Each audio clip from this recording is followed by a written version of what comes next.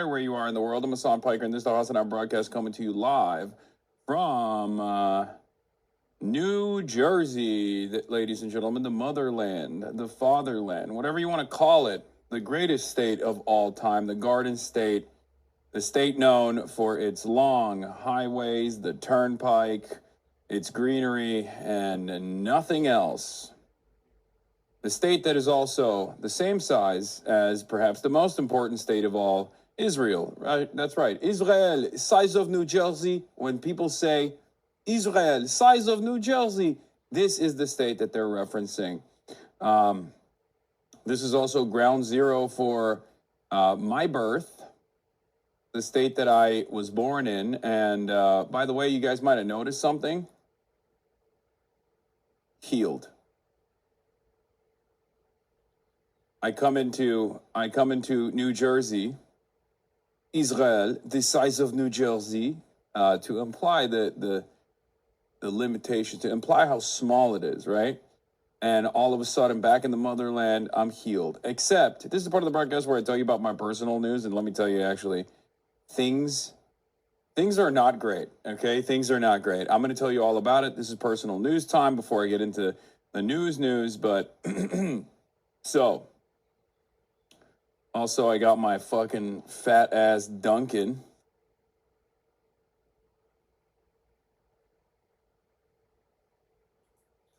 Brother, Delaney looks like a war zone. Please be very safe, man. Yeah, I know. I need to know if you're going to hit up one of your childhood sandwich shops. No, I will not be, because as always, I don't have any fucking time. All right. Girl to boycott. What's the fucking boycott? Dunkin' Donuts doesn't have a boycott. Anyway, America runs on Dunkin'.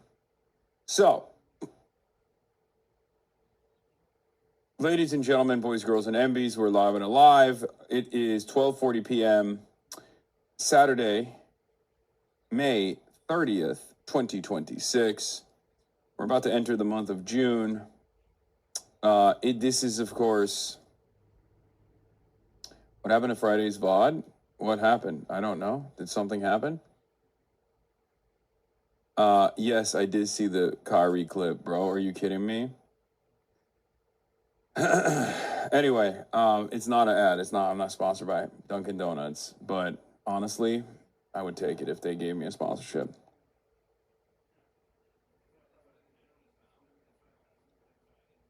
I got interviewed by New York Times at the Hamawy rally today.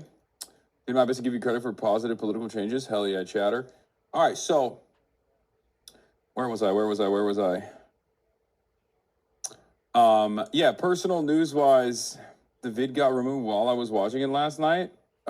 Maybe it's the gay sex thing that one chatter sent, and then they, I don't know.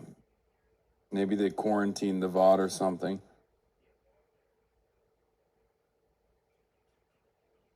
Jubilee. Could be Jubilee. In any case, folks,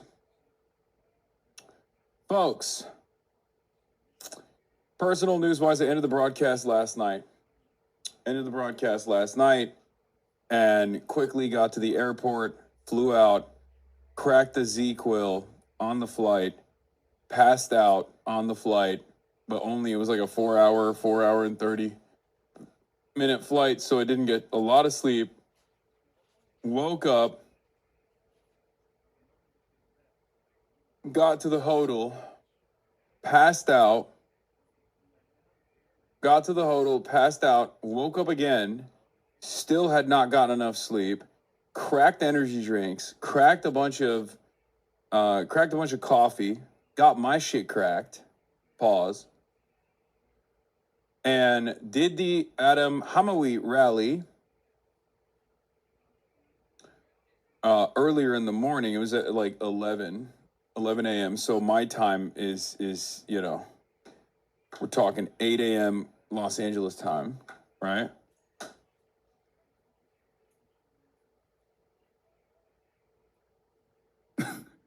What is this? Oh, it must have been Jubilee, because the other channels that post VODs had to run overlays over it. Wow. That's crazy.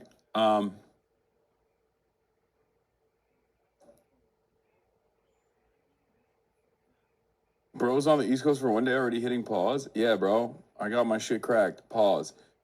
So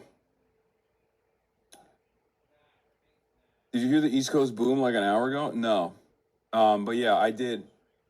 I did the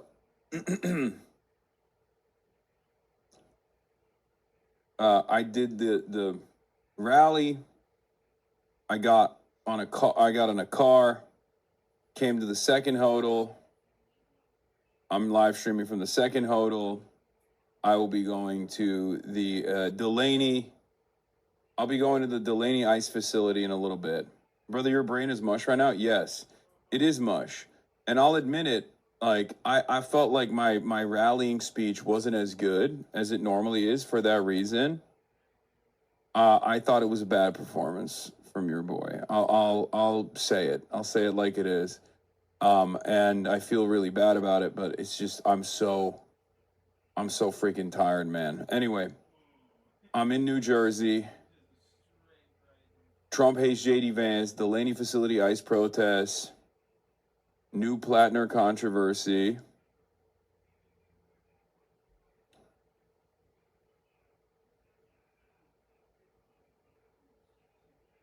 Trump hates JD Vance, Delaney facility ice protests, Z endorses DSA, Epstein's Fury Day 92, no deal, Hamawy rally. The Proud Boys were there earlier? Yeah, I heard.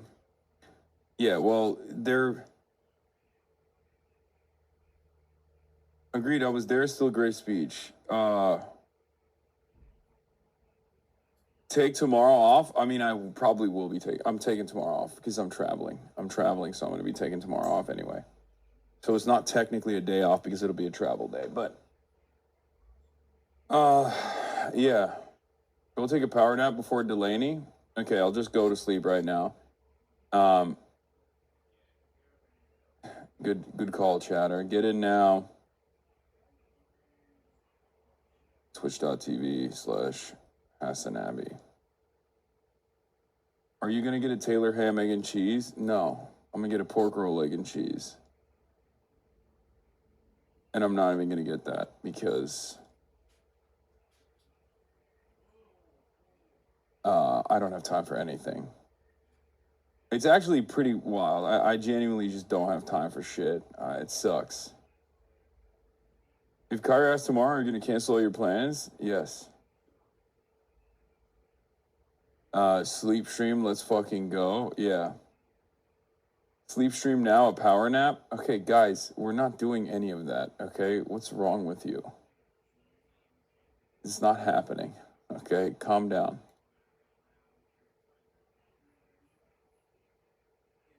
I already blasted off.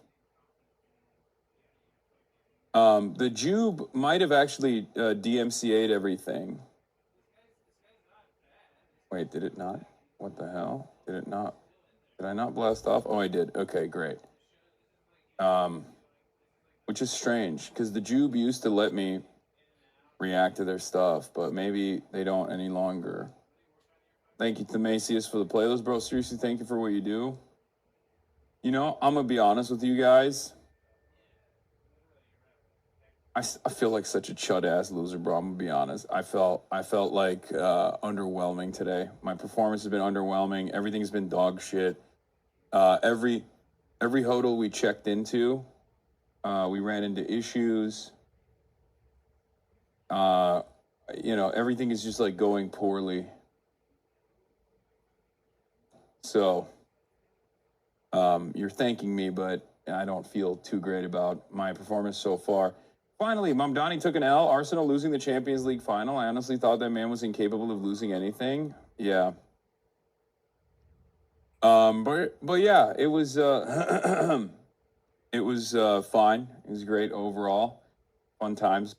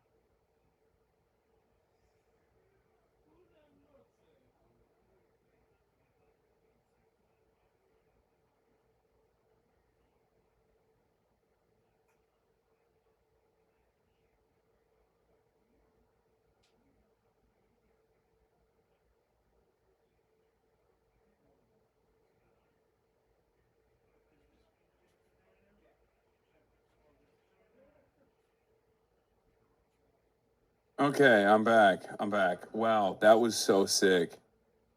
That was so funny. I was just talking about how everything is going poorly.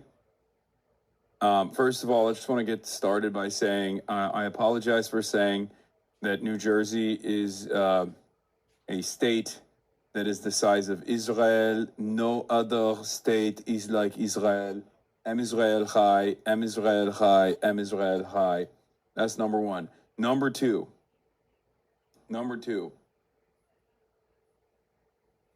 It's very funny that I was just talking about how everything is going poorly and I feel like a chud ass loser. And then there was an electricity surge. And then the internet went out. New Jersey is a tiny state.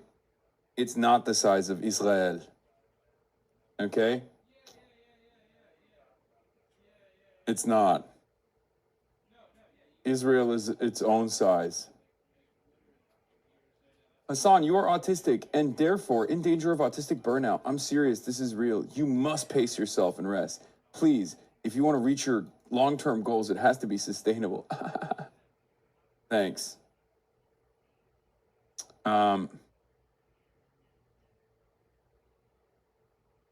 Greetings from the Netherlands, Hasan. Been following you for a while. I'm interested in your world politics, especially USA politics, the revolutions you guys had since the presidency of Trump. Keep on doing what you do to give a mighty pushback against the immense corruption and the inequality that's going on. You got it.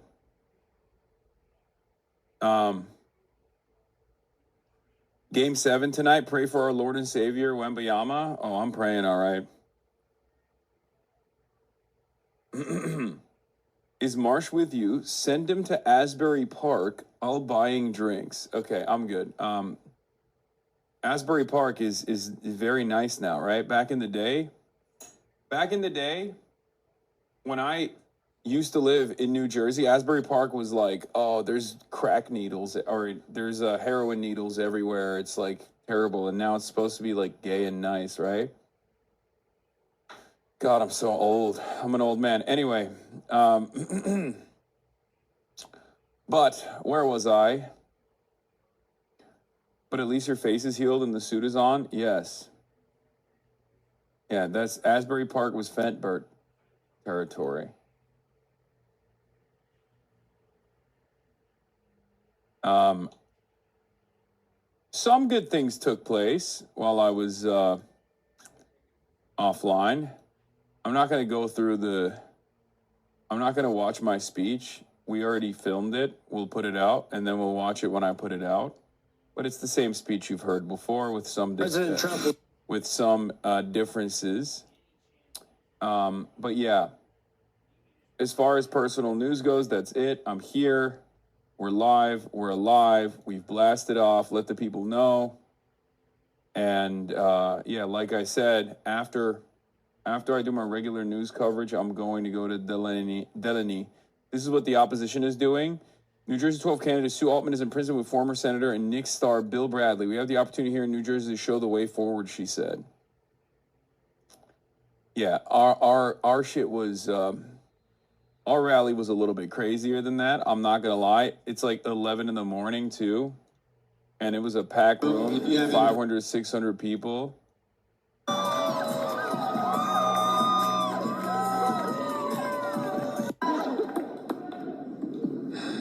I'm honored to be here in front of all of you wonderful people to hopefully make the necessary changes that we want to see here in Congress by supporting Dr. Adam Hamawy. Crowd size? Yeah. I'm honored to be here in front of all of you wonderful people. I've never seen him do something and not be actively streaming it, lol. I mean, yeah, I do things well, I'm not streaming. Like, I do things offline as well. This was one of those things. Hopefully make the necessary changes that we want to see here in Congress by supporting Dr. Adam Hamawy. Electric. It was electric. Like gaming, Haas mods? Okay, maybe. Not really, but okay. Mr. Piker, what happened to yesterday's stream bot? I deleted it on purpose for you in particular. I didn't even know. I don't know. I don't know why I got lasered. Maybe it was Jubilee. Okay? I don't know. Wake up, Kyrie, praise you. Should be lit as fuck now. I know. So, the rally was great. Chris Rabb was there, hung out with him.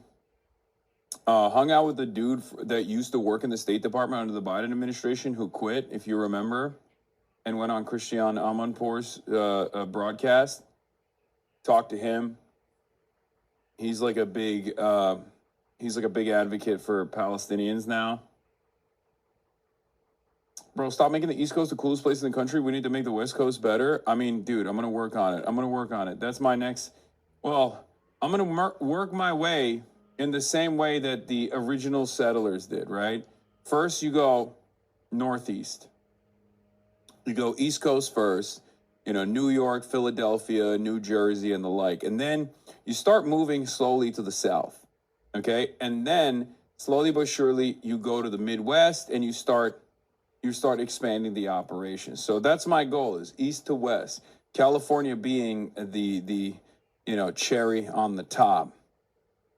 California being the icing and the cherry. Why did I know you were going to make this joke? What the fuck? Yeah. How does the rotisserie chicken survive without you? Kaya? Fairly well. Yeah, we're doing manifest, instead of manifest destiny, we're manifesting socialism, okay? Which is the opposite of manifest destiny. There's a new Fox news story on your... New for me, scratch the surface and you quickly discover the origin story of the humanitarian aid convoy to Cuba has its roots in Vermont with Bernie Sanders and ties in Cuba to the Fidel Castro family. Yeah, this is... Now they're coming after David Adler. Okay? They're cooking David Adler, my goat, from Progressive International now. That's the... Adler's organization, Progressive International, accounts Raul Castro's daughter, Maria de Castro Espin, on its advisory council. Federal subpoenas target Piker and co-Pinks Dave Benjamin for travel, communications, and financial records tied to possible contacts to Cuban government entities. The convoy brought an estimated 650 delegates from 33 countries to Havana in March.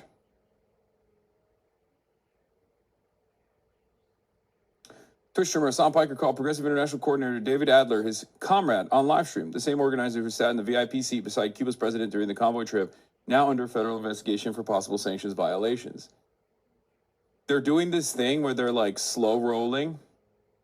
They're doing this thing where they are slow rolling information that is readily available and public, and totally legal. But they're hitting but it's communist.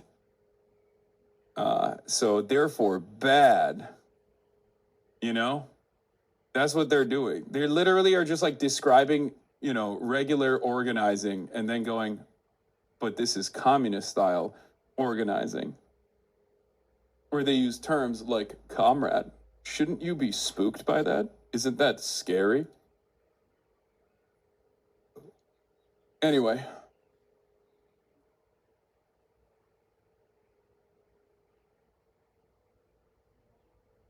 Yeah, it's a very funny way to frame stuff. I mean, a lot of people do this, obviously, famously. Yeah, and they're cooking. What the fuck is this? They're cooking our boy David. How a Rhodes Scholar with ties to Cuba's president organized a convoy that brought Hasan Piker to Havana. There he is, David in all his glory. Real stud.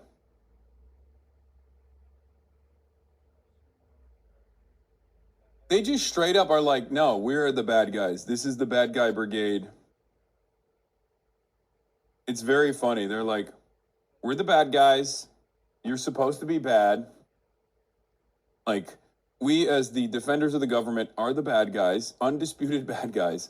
And if you do good guy things, like deliver humanitarian aid to a country that the bad guys are destroying, then you're bad. It's awesome. It's awesome. It's like this is the whole shtick. Apparently you got a mention. in this New York Times article too. Wait, what the hell? I thought I was already...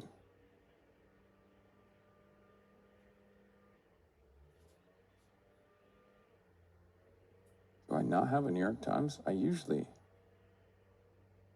What the heck? Did I get signed out of my New York Times subscription?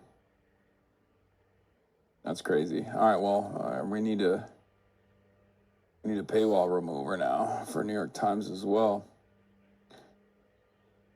I got a shout out in this article. Let's go. Look at your $10 million smile from the Hamawy event. Face of a guy knows he's about to help elect another umbot progressive who wants money for healthcare and not wars.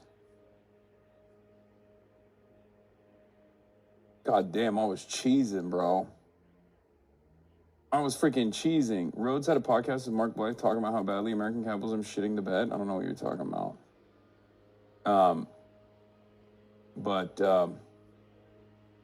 Wait, New York Times picked up the story. It started as Hasbro slop. Okay. Please enable JS and disable any app blocker. What the fuck is going on, man? Come on, just work, man. Just work. God damn it. Just work. Why can't anything work ever? Everything is broken. What is happening?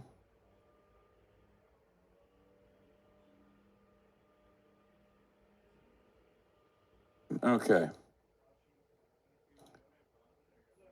A candidate's past ties to a militant cleric are resurfacing in a New Jersey House race. Yeah, so this is nasty. Okay, so the New York Times is basically working in tandem by even covering this with this framing. Is doing a very nasty thing. Okay, so we talked about this briefly, but this is like the last minute hit piece.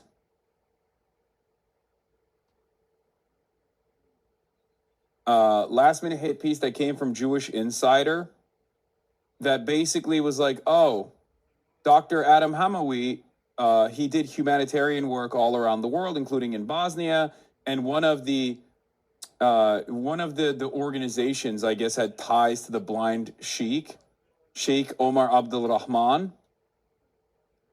And it's so ridiculous to say this about like a decorated army combat medic who literally saved Tammy Duckworth's life. You know what I mean?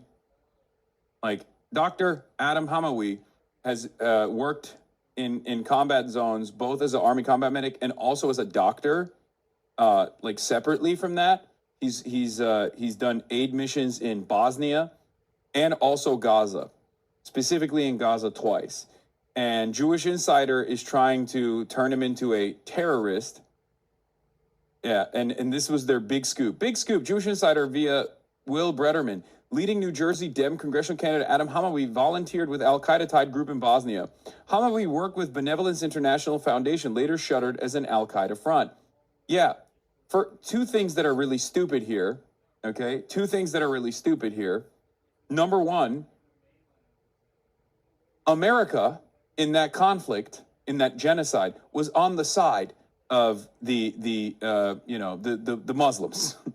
Just a little reductive to explain it as such, but like the Muslims were the ones being slaughtered, so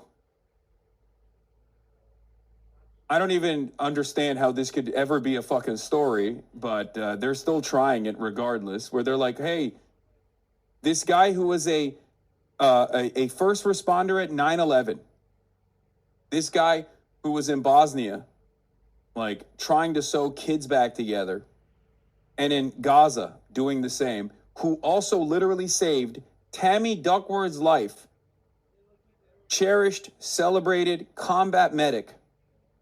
This doctor is actually a bad guy. He's Muslim, and therefore, al-Qaeda, maybe?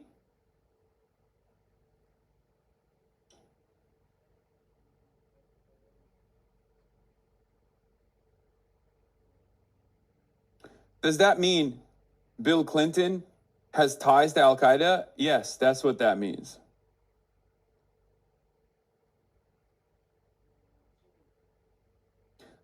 But so Jewish Insider doing this article is one thing.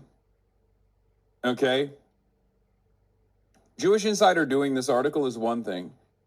But the New York Times posting it like this is nasty. Okay? Adam Hamawy, a plastic surgeon, a U.S. Army veteran whose parents emigrated from Egypt when he was 7 months old, is running for Congress as a healer of sorts. He's traveled on humanitarian missions in conflict zones, including Gaza. And he's put the issue of healthcare at the center of his campaign for New Jersey's 12th congressional district, saying that money spent on war should be instead used for universal Medicare coverage. And they hate that.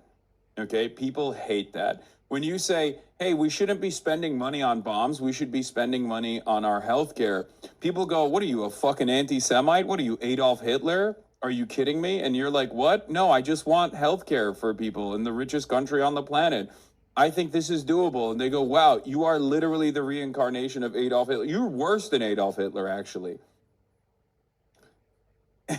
Adolf Hitler would be shocked at your deep resentment towards Jewish people. You should be imprisoned. Anyway, Adam responds, I go to disaster areas, and that's where I'm needed now, Dr. Hamawy said in an interview referring to Capitol Hill. He has emerged as a frontrunner in the extraordinarily crowded race to fill the seat being vacated by retiring Representative Bonnie Wasson-Coleman. At one point, 17 Democrats were in the mix. The field has since dwindled to a mere dozen, including a well-known former leader of the state's Working Families Alliance, a state assemblywoman, 2 mayors, a patent lawyer, the owner of a chain of fitness studios, and a Princeton University neuroscience with expertise in gerrymandering. The winner of Tuesday's election will be heavily favored to win in November. Dr. Hamawy has led the race for campaign cash and has landed endorsements from such left-wing luminaries as Senator Bernie Sanders of Vermont and Hasan Piker of the internet. Hasan Piker of the internet, who appeared with them on Saturday for a Get Out the Vote rally in Trenton. A newly formed pro-Palestine political action committee, American Priorities, has spent more than $1.5 million on ads that highlight Dr. Hamawy's work as a surgeon, a figure that dwarfs the campaign budgets of every other candidate. His critics have been trying with growing urgency to highlight an earlier part of Dr. Hamawy's history, a gap year the future surgeon spent between graduating from Rutgers University, New Brunswick in 1991 and entering the university's medical school the next year. It was then that Dr. Hamawy began spending time with Sheikh Omar Abdul Rahman, a blind militant Islamist who lived and preached in New Jersey. 4 years later, Mr. Abdul Rahman would be tried and convicted of inspiring the violence that contributed to the 1993 World Trade Center bombing. He died in 2017 while serving a life sentence. During Mr. Abdul Rahman's trial in 1995, Dr. Hamawy, then 26, was called as a defensive witness by the Sheikh's lawyers as they tried to undermine the federal government's star witness, Ahmad Salam, who was paid $1 million by federal officials while working as an informant and also admitted to lying under oath. Mr. Salam had testified during that road trip to Detroit the Sheikh had encouraged him to kill former president of Egypt, Hosni Mubarak. Prosecutors had also charged Mr. Abdul Rahman with being at the center of It's all this shit about the fucking blind Sheikh, right? Dr. Hamawy, who traveled in a van with the 2 men, testified that he did not recall hearing Mr. Abdul Rahman say that to Mr. Salem. In the course of his testimony, he also told jurors that he helped the blind cleric translate a fax from Egypt in 1993, spent time in his apartment, and listened to him speak at area mosques. Dr. Hamawy, who is now 56, was never accused of wrongdoing, except we're going to imply that he is. Okay? Do you see what this is?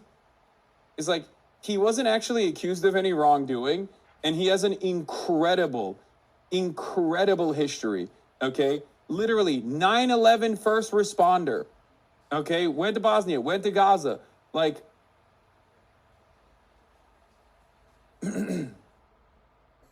and would you look at that, folks? Actually, this guy, he's bad. I'll have you know, this guy that you think is good, well, what if he was bad, actually? Okay?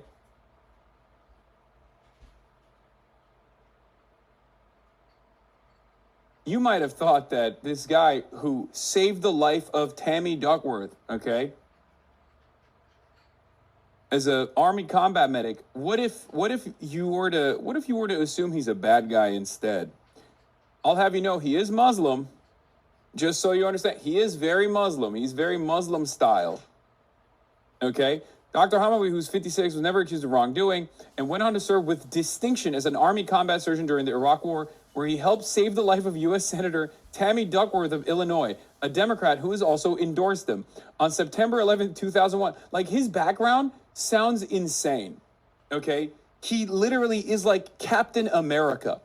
But the problem is, Captain America is not supposed to be a brown Muslim guy, okay? That's the problem. He's literally there. Anytime there is disaster taking place, he's there with his hands trying to heal people. And these guys still find a fucking way. Like, when you're a Muslim American, when you are a Muslim American, it doesn't even fucking matter. Like, there's no comparison with his background. If he was a white guy, they would be like, when do we make him president? Okay? Can you imagine? Instead of Adam Hamawy, his name was, I don't know, Adam Handsome. Okay? And he's a white guy from Kentucky with this fucking background. Okay? And he was related to some church group or something, right? When he was like 26 years old. And the church group was involved in something else, right? Like, the church group was involved in like nefarious dealings or whatever, right? Or were prosecuted by the government. That's also ridiculous. Stuff rarely ever happens. But then he went on to join the fucking army as a combat surgeon during the Iraq War, saved the life of a senator, was there at ground zero on 9/11 as a first responder.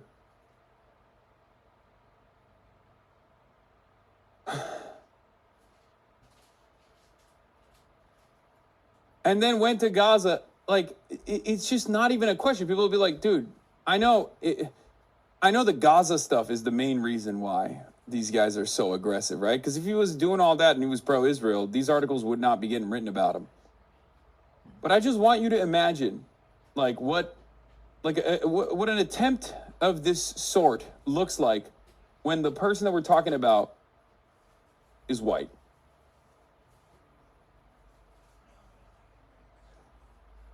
Anyway, let's continue. On September 11, 2001, he and other residents of New York Presbyterian went to Ground Zero to treat those injured in the second terror attack on the World Trade Center. Andrew C. McCarthy, the lead prosecutor of Mr. Abdurrahman's trial, and Michael B. Mukasey, the federal judge who oversaw the case and later served as President George W. Bush's attorney general, published essays earlier this month reminding readers of Dr. Hamawy's link to the infamous cleric, Mr. McCarthy. Writing for the National Review, referred to Mr. Hamawy as a sympathizer. Mr. Mukasey described Dr. Hamawy as more than a casual traveling companion of the Sheikh. Dr. Hamawy said his life's work disproves the guilt by association innuendo. I've spent my life really saving lives rather than taking them, he said, while campaigning in Trenton the day the essays were published. I'm against all war and all violence, he said. An aide said Dr. Hamawy had no contact with Mr. Abdurrahman after his arrest. Dr. Hamawy has distanced himself from the Sheikh on the campaign trail, saying, I condemn his violent rhetoric and actions. When pressed on what had motivated him to travel Mr. Abdurrahman as a younger man, Dr. Hamawy downplayed the cleric's reputation for fiery rhetoric, calling him a blind old man who was dependent on volunteers from the Muslim community to care for him. He wasn't preaching death and destruction all the time, Dr. Hamawy added. He had certain views that he spoke in certain forms, but that's not what he did every single day. On the witness stand, however, Dr. Hamawy made clear he understood that the Sheikh saw Israel and the United States as enemies of Islam. When asked if he recalled the cleric stating that Muslims had to do jihad against the enemies of Islam, he said he did. Of course, that's what he always talked about, Dr. Hamawy testified. He talked about jihad. 3 decades later, Dr. Hamawy does not shy away from criticizing Israel and the U.S. military aid. Oh, he's doing Islamic-style infiltration. Thank you, New York Times. Again,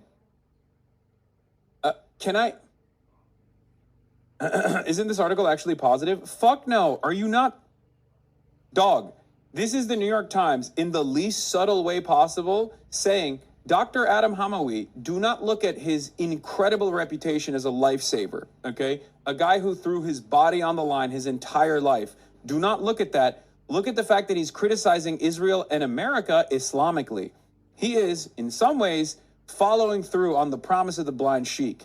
That's basically what they're fucking saying. I mean, they also say positive things about him? No, my friend. They're not saying positive things about him.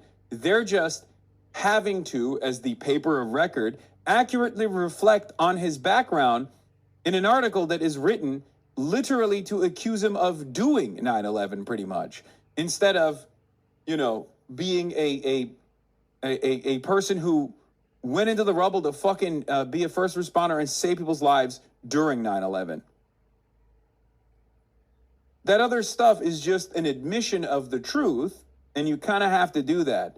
But you do that to downplay all of his achievements and all of his humanitarian aid work by associating it with this Islamic style jihadist patina. It's one of the grossest things I have ever seen. Oh my God.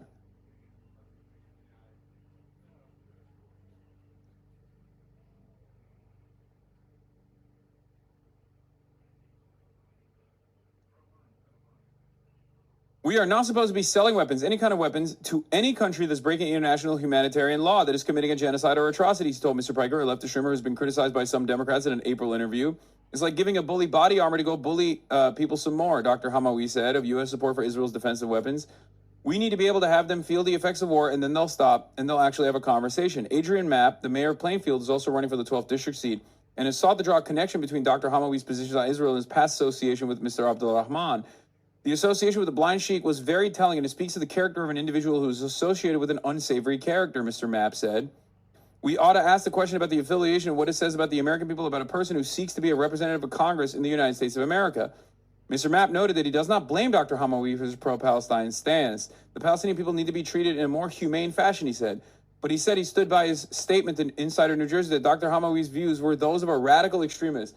Yeah, Dr. Hamawy's views are those of a radical extremist, folks. Why are they of those of a radical extremist, mind you? Because he has the what? Overwhelming majority position on Israel, that Israel is committing a genocide. He has the overwhelming position on Israel that we have to put an end to said genocide. Unbelievable work, dude.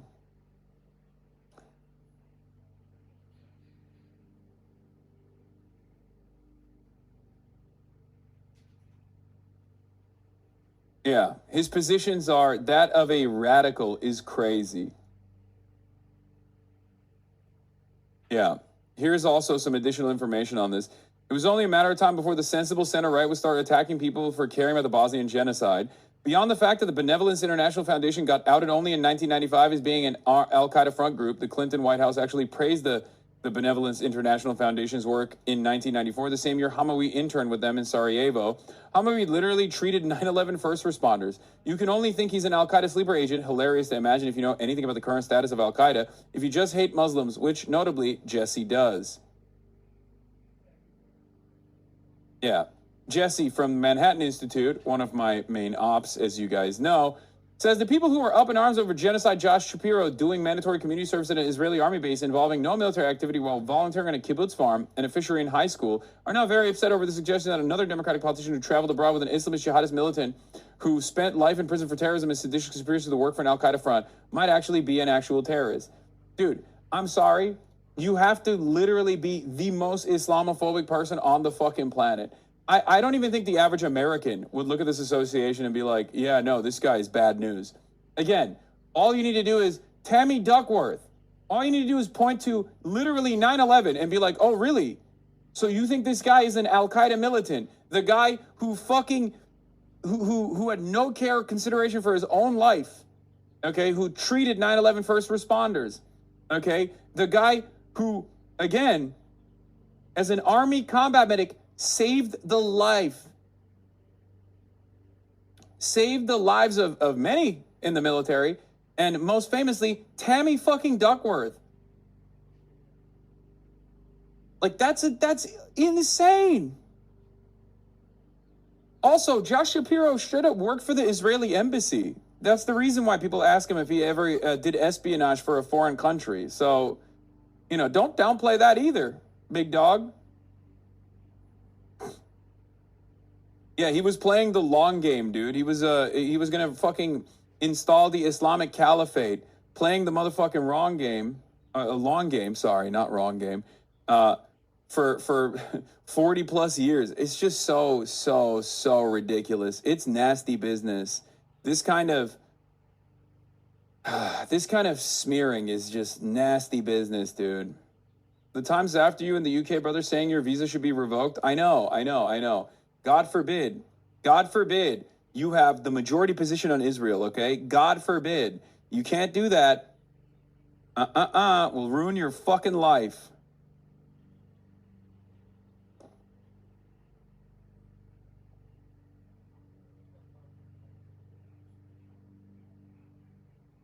I find his statements quite frankly to be inflammatory to accuse the Jewish state of Israel of a genocide, the mayor said. Yeah, that's not a radical extremist position, you fucking idiot. That's the overwhelming majority position, you fucking idiot. Oh, God, these people are so stupid. Oh, my God. Vincent Vertuccio, spokesman for Dr. Hamawy, called it disappointing that a Democratic opponent would stoop to echoing right-wing MAGA smears. Most of Dr. Hamawy's opponents have left his past alone, but 2 of the 10 other Democratic candidates, Chanel Robinson and Brad Cohen, also told the Jewish Insider that his association with Mr. Abdulrahman raised questions in an article that was published on Friday. As a fellow veteran, I truly appreciate Adam's service to his country, and I know that it speaks to his patriotism, Ms. Robinson, a Somerset County commissioner, told the publication, but the voters will judge us on our entire adult lives, the choices we have made, and the people we associate with, regardless of whether it was 30 days ago or 30 years ago. The whole matter is of concern, Mr. Cohen, a gynecologist and a mayor of East Brunswick, said in an interview. It's an association with a terrorist. Dr. Hamawy suggests that any criticism of his trial testimony was linked to Islamophobia. As a Muslim, they're always going to find something to attack, he said. I'm used to this all my life. How Dr. Hamawy fares in Tuesday's primary election might serve as the latest gauge of what kinds of rhetoric resonates with Democratic voters in New Jersey when it comes to Israel. Earlier this year, in a race for governor, Mickey Sherrill's old seat in the neighboring 11th district, Analilia Mejia was the only candidate in the contest that called the war in Gaza a genocide. She won her February primary against Tom Malinowski, a fellow Democrat who had been the target of negative advertising by a pro-Israel group after refusing to rule out placing conditions on U.S. military aid to that country, and then beat her Republican opponent in a landslide. Dr. Hamawy's showing on Tuesday might also shed light on whether a figure such as Mr. Abdulrahman, whose trial happened before some voters were alive, still looms in the minds of New Jersey Democrats in 2026.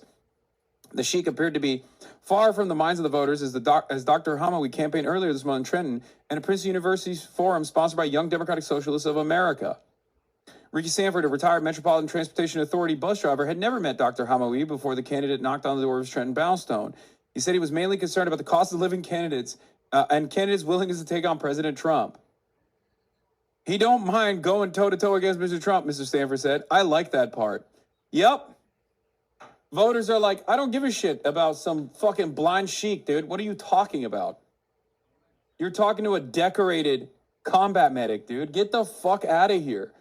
Seriously, what are we talking about?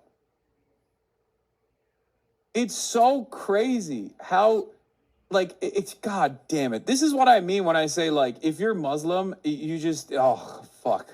Not to do any goddamn idpol here, but it is genuinely insane to watch this kind of shit unfold, okay? If you're Muslim, and on top of that, God forbid you got to take on Israel, that the majority also believes, the majority also understands is the truth because it is the truth.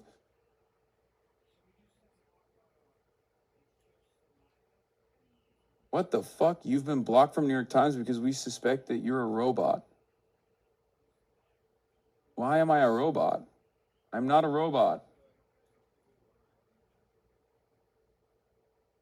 Are there any comments on that article? I can't see.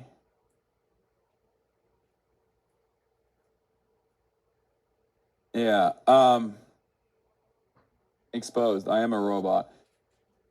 The sheik appeared to be on the minds. What is this? People want something different, Miss Walpin, 73, said of the Democratic Party outside of Dr. Hamawy's campaign office in Trenton. They want fierceness in the fight. Louise Walpin, a Democrat, is Jewish and politically active. She lives in South Brunswick, New Jersey, and says she'd been a supporter of Dr. Hamawy since hearing him speak at a forum months ago and does not interpret his criticism of Israel to be anti-Semitic. Anyway, fantastic stuff overall. I don't think it's going to work, but it is really, really frustrating to see people still try to do this shit because it's disheartening, okay? It is, like, it's 2026, man, and if you can do this to a guy like Adam Hamawy, I mean, you can do this to any fucking Muslim, right? They tried to do this with Zoran, too. It's just, it sucks. Thank you for sharing a gift link with the Graham Platner one. Yeah, we got Graham Platner, who apparently is a dog, and we'll talk about that too.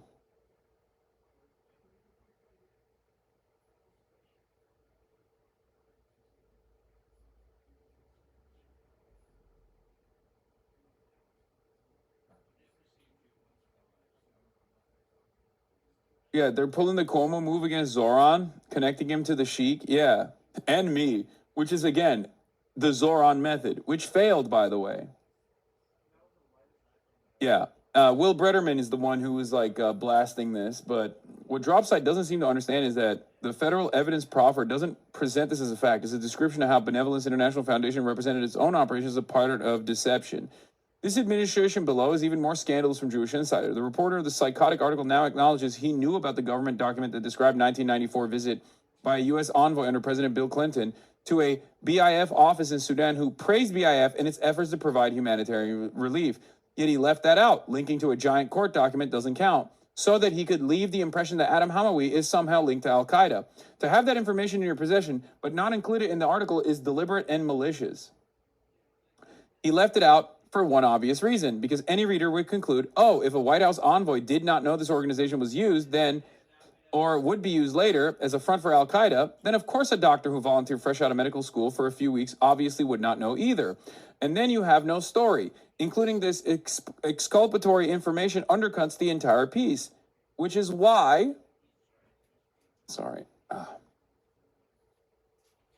which is why it deserves not just an update, but a retraction. There could have been an interesting article to write about this volunteer trip and this organization that a decade later was exposed as a front, but what Jewish Insider wanted was to smear Army veteran and combat sergeant as a terrorist. Really foul. Yeah, AIPAC is also aggressively swinging at Ryan Grimm and Dropsite, which has been very funny. Part of an orchestrated campaign to single out and demonize individual pro-Israel Americans for supporting candidates of their choice, a level of scrutiny not applied to any other group of citizens, and is tolerated and celebrated by leaders who claim to want a Big Tent. Okay? This is directly about Dropsite. They're responding to David Weigel talking about Dropsite and Lever and Zeteo and the like. Okay? AIPAC complaining of a level of scrutiny not applied to any other group of citizens. Let's be precise. No other interest group, not crypto, not AI, not big oil, etc., hides its money in shell packs. They all spend through packs that are transparently linked to their interest group. AIPAC and its major donors are alone in the opposite practice. So that is why reporters have to investigate it so that voters can know who they are backing. The other option would be to just be honest and transparent from the jump. Why not do that? Because remember, crypto packs, AI PAC, or like different organizations, different political action committees will just straight up say, this is sponsored by, insert crypto PAC, right? AIPAC doesn't do that because AIPAC knows that it has to actually hide under shell corporations and, create colorful new names like elect progressive women in Chicago. That's literally one of the subsidiaries that they've utilized in the Illinois races, right? According to AIPAC, being pro-Israel is good policy and good politics. Their offshoot DMFI, Democratic Majority for Israel, even claims there is a Democratic majority for Israel. If that's true, spend money openly, endorse candidates openly, and let voters decide. If you refuse to do that, we will keep following the money and letting people know of who you support. If it's true that being pro-Israel is good politics, we're doing you a favor. To which AIPAC replied with, are we unique or are you just uniquely obsessed with us? At Grok, compare how many stories/posts Ryan Grimm has written about AIPAC versus stories of how far-left groups like Justice Democrats and Working Families Party rely on billionaires, dark money transfers, and contributions from C4s. Justice Democrats and Working Families Party put their names on their ads and disclose their donors. They don't leave much room for investigation. If you do the same, I'll stop chasing your shell packs. AIPAC said, we're going to grok it. AIPAC said, I'm a numbers guy. I'm a numbers guy. I'm going to try GPT it. I'm going to grok it. The entire point of contention here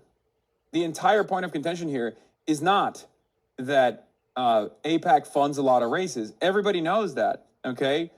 The point of contention here that requires additional journalism and additional investigation is the fact that AIPAC uses shell groups that don't have Israel anywhere in its name, okay? That's the point. They use shell groups to hide in this completely non-transparent manner. They use shell groups to fucking hide what the advocacy organization actually is seeking to do.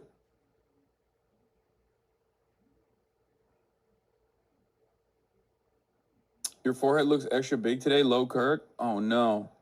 Don't be like that, big dog. Also, here's another very funny moment. Strong statement from the Jewish Democratic Council of America CEO Haley Soifer.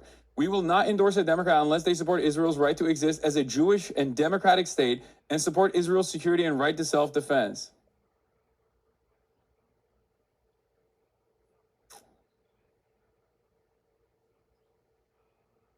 But if I were to say, wow, that's a weird fucking standard to place about a foreign country as an American organization comprised of American Jews whose political expression is supposed to be related to things that American Jews care about as Americans, right?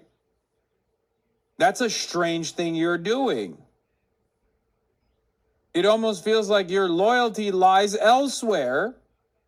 Then I'm the bad guy. I'm doing dual loyalty tropes. Like, what the fuck do you mean? This is literally you saying, like, nope, that's my loyalty. My loyalty is to the foreign state of Israel. And not just like loyalty to the foreign state of Israel, but my loyalty is to the foreign state of Israel being an ethno-state.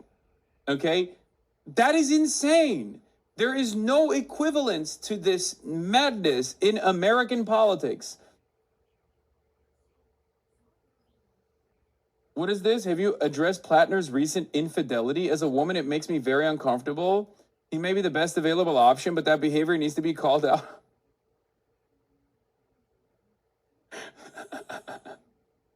Okay.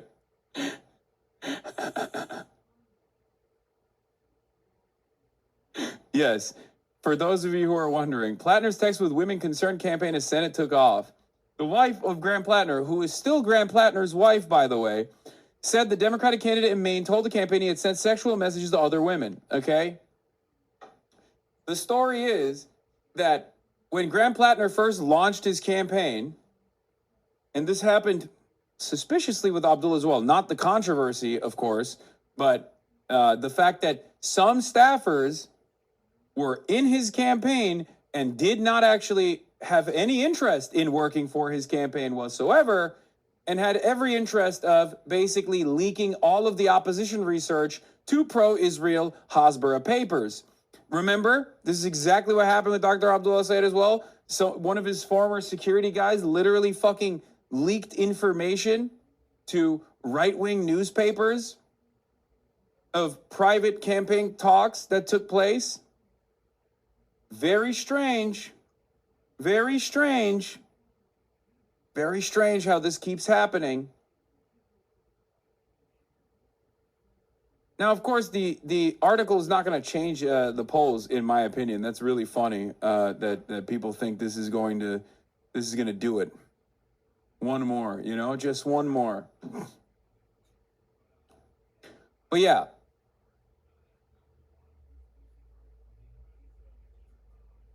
Graham Platner's insurgent bid for Senate in Maine was gathering steam last summer when his campaign was confronted with some potentially explosive information. Mr. Platner's wife, Amy Gertner, told the senior campaign aide that he had been exchanging sexual messages with multiple other women. It was the kind of revelation with the potential to damage the political newcomer just as his campaign to unseat Senator Susan Collins, a Republican, was beginning to resonate with voters, especially in a state where female voters make up a large share of the electorate. Mr. Platner's exchanges with women were confirmed by current and former campaign officials who gave different accounts of some of the details. Mr. Gertner said the couple who had married in November 2023, according to the town clerk of Sullivan, Maine, was working through his indiscretions in marriage counseling. Okay, great. Seems like they've made up.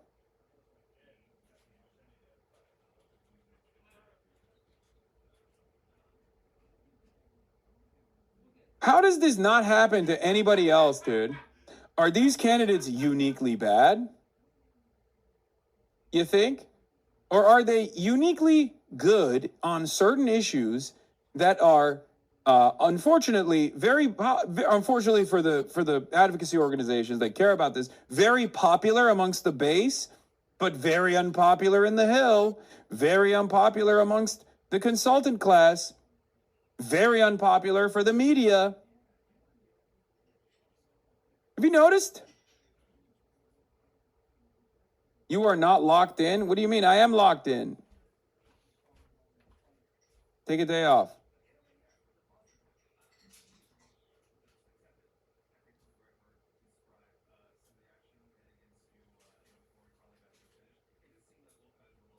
Well, it did happen to Eric Swalwell. This is not a comparison between what Eric Swalwell was doing and what Graham Platner was doing. What the fuck are you talking about?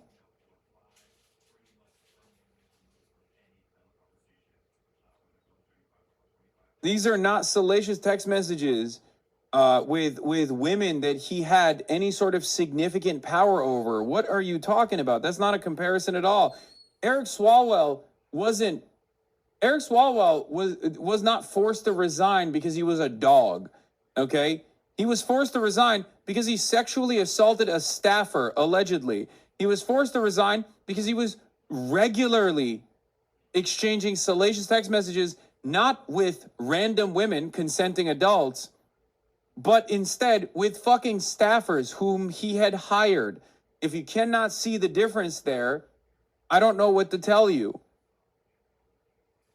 Yeah, and that's before we even talk about the fact that we have a sitting president that, is a Jeffrey Epstein affiliate, and also not only was, found to be guilty of sexually assaulting E. Jean Carroll, but is now currently utilizing or weaponizing the Department of Justice to actually punish the victim instead of paying out the tens of millions of dollars in trial awards that he is supposed to fucking pay. Platner strategist Morris Katz says, "It's no one's fucking business what happened in Graham and Amy's marriage before he was ever a candidate for office. There should be no place in our politics for incompetent, opportunistic operatives who violate privacy, betray trust, and prioritize vengeance over decency." Go eat shit, Morris. Every story about this degenerate asshole who claims to pass a moral. Dude, I need you guys to Google something, okay? I need you to do something. I need you to do something for me. It's the same for all of my naysayers. Whenever someone comes out and says, wow, this person is actually an immoral ape, okay? Just key search Gaza, Israel, and Palestine, okay? Just on their profile, go and search the words Gaza, Israel, and Palestine, and you will find something very interesting. He was found liable, not guilty, King. It was a civil case. I'm sorry. Yes, you're right. I apologize. Did I say guilty? I hope you don't spend the entire stream on this. Let's move on.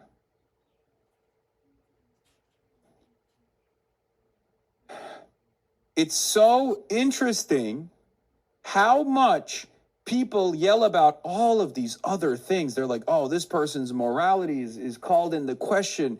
I don't know if I can vote for this guy. Okay? Key search, genocide, Israel, Palestine, and Gaza. Four words. 4 words. Okay? 4 fucking words will reveal something very interesting to you. It's not that they give a shit about this, or maybe some of them do. Right?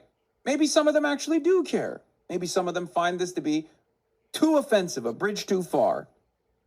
But that's not the main motivation here, okay? That's not the main motivation here. The main motivation is that Graham Platner is an anti-Zionist. That's it. He is against what Israel is doing, okay? That's the reason why they grab onto anything and everything they can. Oh, wow. Ohio Rob, the guy who we were just looking at. Like, hold on. Ohio Rob, right? He says, go eat shit, Morris. Every story about this degenerate asshole who claims to pass the moral clarity about everything will come out. I just downloaded that fucking Kick app and paid $2.99 to verify for myself. Yep, here's Platner and his terrible morals. Okay? You could also think of it as only those who reject eliminationist policies towards Israel, like denying its right to exist as a Jewish state, possess the moral clarity, historical understanding, and commitment to democracy that make it more effective member of Congress. When was Yitzhak Rabin the prime minister of Israel? That's not what it shows. It shows destruction of tunnel system used to carry out terrorist attacks against civilians in northern Israel. You just parrot Parsi without a critical thought. When all is said and done, Gaza won't even make up the top 20 below the Holocaust. 13x more people have been displaced in Ukraine by Russian imperialism. Why are you guys such assholes? I don't proudly support genocide. I disagree there is or was a genocide in Gaza. I'm definitely not R-worded, which is a slur where I come from. Screenshotting my bio like I'm ashamed to post it. Huh. It's so strange. Every single time someone chirps about me, every single time someone chirps about Graham Platner, every single time someone chirps about Adam Hamawy, Abdul El Sayed, who has no red flags in his background whatsoever, but they still try to invent them. It's always a 100% guarantee. How does this keep happening? It seems like these guys have so many different problems. Whenever they're talking about the likes of Graham Platner, or whenever they're talking about the likes of Adam Hamawy, or whenever they're talking about the likes of any number of Zoran Mamdani, they're like, oh, I just don't like Zoran because I don't think fast and free buses are good, right? This guy responded to me, by the way, is your goal the destruction of Israel? Where does the anti-Zionist cause lead?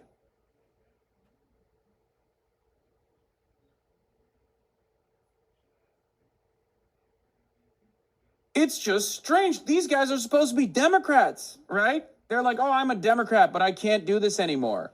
You know, I'm a Democrat and I'm a Gen Xer and a secular Zionist, a Lockheed liberal, a Calvinist, Presbyterian.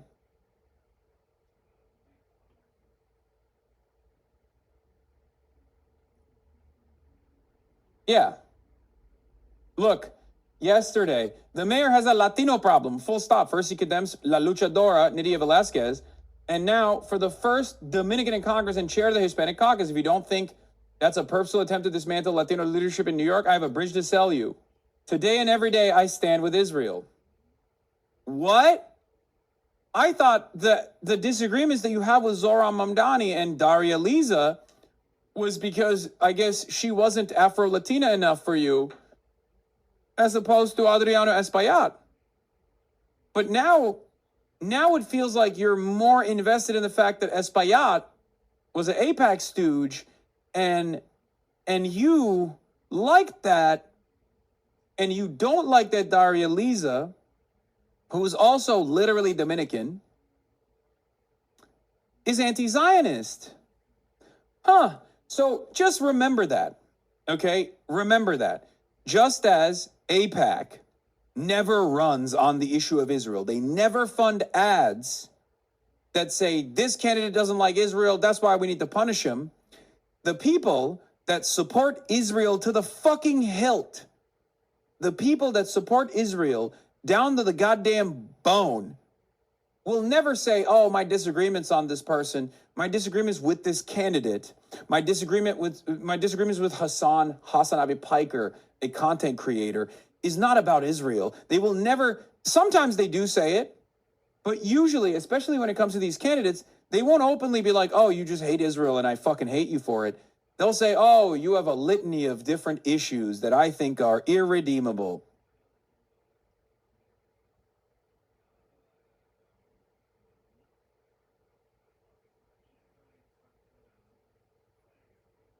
That's it. So yeah, whenever you hear any of this shit from the from the peanut gallery, okay, just look, see if they have any previous takes about Gaza, about Palestine, about genocide. What have they said? It's 100%. Okay? It is 100%. This story reflects so badly on Genevieve McDonald's integrity, character, and professionalism. She made a stupid decision to publicly jump ship when she misread the moment, rejected an NDA, then vindictively leaked confidential marriage info when it could only help Republicans. The Platners confided to her, assuming she was a friend and professional, as they embarked on a campaign that would rake over over their personal lives, and McDonald betrayed that confidentiality out of spite 7 months after quitting the campaign, which she assumed was doomed in October, and gave a litany of opposition research to the Republicans. What about the leftists who have issues with Platner, though? And they're, oh, no, that's different. That's different. there are definitely, but they're ultimately, they're irrelevant. I'm sorry to say this. And I don't mean this as like a diss. I just mean like in the grand scheme of things, in terms of like electing a senator from Maine, anti-imperialism of that sort, where you're like saying, you know, every American member of the military is a child killer that needs to be punished at The Hague, like that kind of attitude, demonstrated by a lot of the people that also hate Graham Platner from the left, is not exactly an attitude that is commonplace in American society. And I say this as someone who is anti-imperialist and someone who has been attacked viciously for being anti-imperialist. And my assessment on the situation always is to be as kind as possible to those who have done heinous things in the past, with the hopes that they actually, with the understanding, with the charitability that they most likely have changed as a person, right? Like, this has been my day one, my day one fundamental principle, right? I'm always going to understand that social conditioning played a major role in the development of every single person living in the imperial core, and that as long as they have learned from the things that they've done in the past and reflected on it and are trying to make the world a better place to ensure that others also don't make these same mistakes, don't take these same decisions, then, you know, I will ride for them.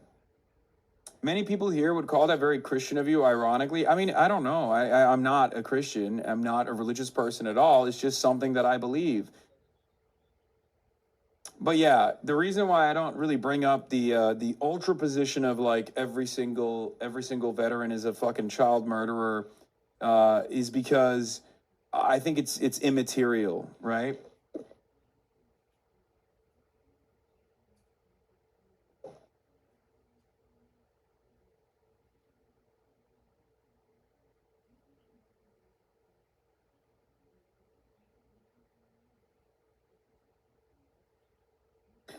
And to the degree that kind of thing was popular in America, like after Vietnam, it didn't age well. Like even Hunter Thompson going, "God mercy on you, swine," is like extreme by our standards. Yeah.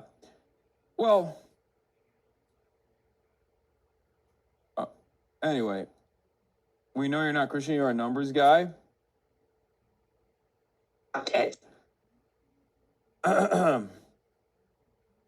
Everyone is so collectively traumatized by Feder bitch. I mean, that plays a role in this as well. That plays a role in this calculus for sure, where people don't want another John Fetterman, right? Writing out Platner's war crimes because the average voter will think you're socially maladjusted is just American chauvinism. That's moral inconsistency. I disagree with you on this topic, but understand where you're coming from. War crimes need accountability, both the grunt. First of all, here are a couple things, okay? We don't know what his actual fucking record is. We're just speculating that he engaged in a litany of war crimes because America's entire fucking war in Iraq and Afghanistan was a war crime, okay? That's number one. Now, one of the problems here is that we just associate the worst of the worst of the worst fucking acts of violence that American military members have engaged in with every single person in the military. And secondly, regardless of my position on American imperialism, I will always support those who make these changes. My community is comprised of a shit ton of fucking former veterans, okay? Veterans that are now anti-imperialist. They are not only reliable allies, but it's also fundamentally at odds with my worldview to just deny someone, because of their background, any sort of grace or charity, especially when they have changed. And every single time we have this conversation, people immediately go, "Nope, I don't believe you. Fuck you." I've never been this person. I've always been the person that says, look, American imperialism is an evil endeavor, and in spite of that, if someone has actually been a trigger man for American imperialism, if they've learned from their past, and if they want to stop it, then they are my ally. Okay? That's just the way I see it. And there are plenty of people who are veterans, who have been a part of this community, who have had on this broadcast, who I do see as reliable servants in the cause of anti-imperialism. That's it. There has also never been a historic revolutionary movement that did not comprise almost majority by veterans that have done heinous shit, okay? That's the other side of the story. It's just never existed. It's pure, I genuinely think it's pure and utter liberalism. That is what Mao Zedong would say. Straight up. If Mao Zedong is the peak anti-rightist, Mr. Combat Liberalism himself, if he was questioned about this assessment, if he was like, hey, what do you think about people who are now serving the people instead? Like former KMT militants, for example, like in the KMT right flank was where the standing military was, right, of the nationalist forces. That was also a revolutionary force at the time, right? What did Mao Zedong accomplish? One of his greatest achievements was to convert former KMT nationalist forces. Obviously, the most significant accomplishment was the peasants, mobilizing the peasant class, but regardless.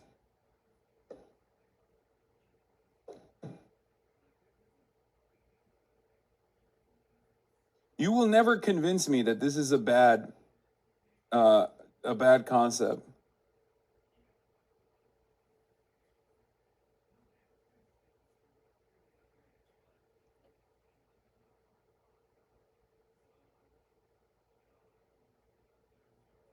I will continue to combat reactionary thought. And as a part of combating reactionary thought, I will continue to try and convert any and every person to this cause. Okay? If someone like Graham Platner gets elected and doesn't do what he said he would do, you will be a sucker in the scenario? Certainly. Saying imperial wars you engaged in were stupid is not rehabilitation? I know, man. I know.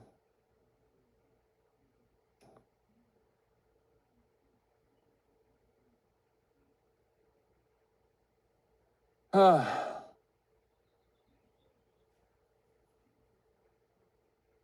Trotsky built the Red Army? Oh, as much as Trotsky deserved the ice pick, oh my God, WSWS wrote a scathing article about my anti-Trotskyist thought, by the way. And they said I was a Stalinist, or I was engaging in Stalinist smears against Trots. They said I had no class analysis, no understanding of theory, and no politics whatsoever. But then they did defend me against the federal government's unjustifiable, political expedition, the political persecution.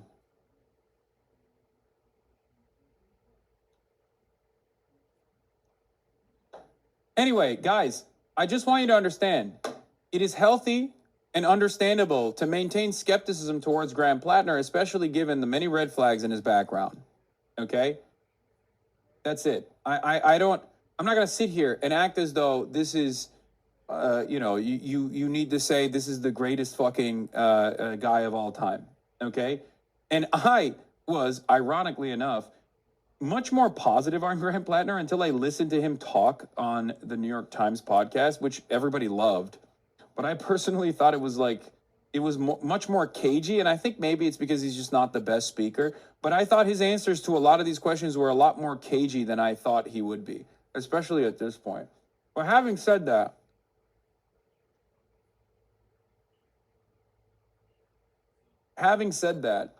people constantly hear one side of this argument and never the other and get very upset at me.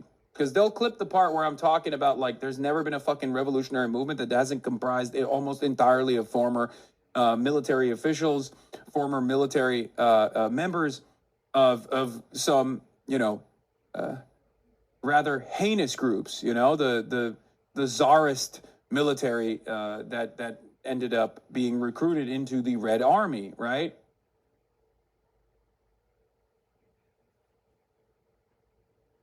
Hold on.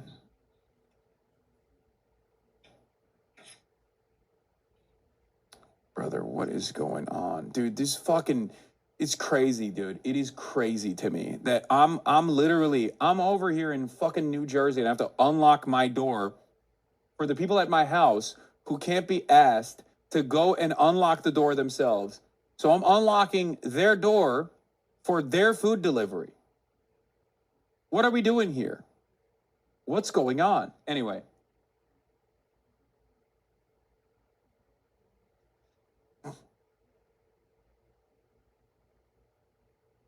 I think your relationship and respect for Jeffrey Sachs is far worse than supporting Platner electorally. Okay. Weird how the contradiction is always shitting on Trotsky or siding with feds. Didn't Mao technically fight with Shanghai Shek against the Japanese? Yes, but what we're talking about is what predates the fight against the Japanese, for the record. The USSR's initial assessment was that the Communist Party of China simply did not have the ranks, which is true because in the early 20s, the Communist Party of China's numbers, paying membership or just membership numbers, were quite literally, I'm not accosting you, I'm just explaining to you history, okay? So the Communist Party of China simply did not have the numbers. So the USSR's advice for the CPC was to literally align with the KMT, which they did, okay? They did. They worked under the banner of the KMT for the longest time.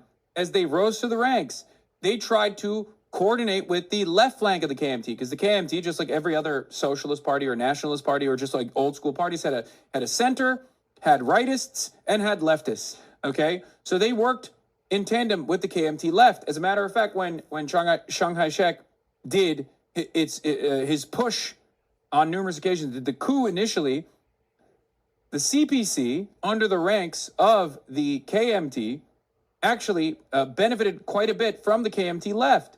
The KMT had different opinions than the CPC did, of course. Shanghai Shek, sorry. Anyway, every single successful revolution has always had instances of tremendous pragmatism that looks revisionist. And every single revolution that has been successful has also had excesses. Okay? This is a delicate balance that exists throughout all historical revolutions. At the end of the day, I'm not saying like, oh, Graham Platner is a revolutionary. I don't think he is. I'm just, making an assessment that is adjusted to our current material reality in the United States of America. Chiang Kai-shek purged the leftists inside KMT to prevent the KMT from collaborating with the CPC.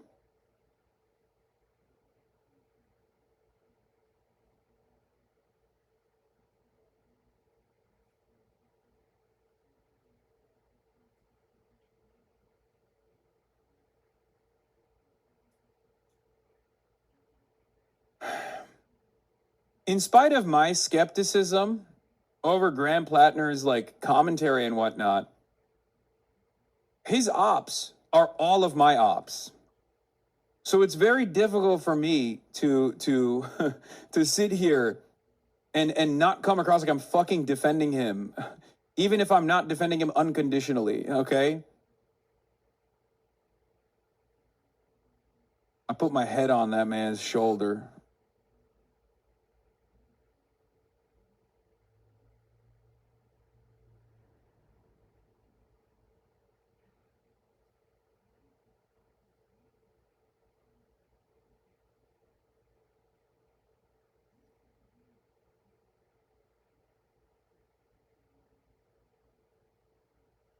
I think you should stop defending him and vote for Israel's preferred candidate, Susan Collins. Yes, I will be doing that, of course. I was Pill's Mafia till the end, and now I'm, of course, riding with Susan Collins, who was never a trigger man, simply sent, tens of thousands of American sons and daughters overseas, which, by the way, is infallible because the vote of a congressperson does not matter, okay? Leftists often fail at simple math. If you're a part of a movement and you want to grow that movement, you cannot do so unless you accept converts. Leftists who refuse to accept converts are basically being the 10K Zoroastrians in a world of 2 billion Christians, non-proselytizing versus proselytizing religions. If they want to lose forever, continue behaving this way. Well, lucky for us, most leftists don't behave that way. There's a difference between you and Graham, though, Hasan. Wait, between me and Graham Platner? Yes, there are many differences. One is that I was fortunate enough, as far as like moral infallibility goes, I was fortunate enough to be born in fucking Turkey. Who knows what my attitude about American empire would be like if I was born in the United States of America? Okay? The fuck do you mean? I was always a curious person, and I certainly am very critical of Turkey's militarism as well. I don't know how I arrived at that conclusion, but initially I did, right? Or did I say born in Turkey? I was born in the United States of America, but like grew up in Turkey. Sorry. Raised in Turkey, not born in Turkey. Fuck! Fox News. Fox News is going to be like, Hasan Piker admits to being born on foreign soil. Deport him now. Yes, raised in Turkey, not born in Turkey. I was born here. I'm literally in the state that I was born in. So we're just going to disregard all the red flags of someone like Platner because he's our only option. I don't think most chatters realize that even though there's no ad at the top of the hour, they can still subscribe for $5 for free. God damn it. That's true. You are right. Although there are no ads at the Piker Broadcasting Service, you can still subscribe, and you should still subscribe to the Piker Broadcasting Service, also known as the People's Broadcasting Service.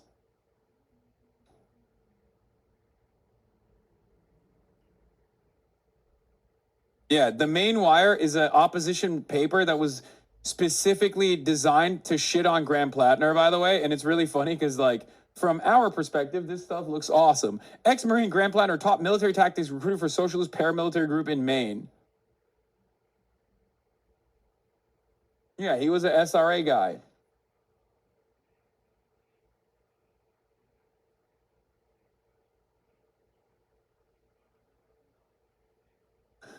Got him in 4K admitting to being born in Africa in the same hospital as Obama. Anyway. But yeah, having said all of that, yeah, Graham Platner was a little bit of a dog. Just look to, with the exception, with Graham Platner, I was in the Army, and the first person I ever voted for was John McCain. Come down the escalator and gave the immigration speech, and I was like, this guy's a Nazi. And then when he won, I was like, if he's going to be a Nazi, I might as well be a socialist. That's how I got into leftism. Yeah, everyone has their own unique journey, right?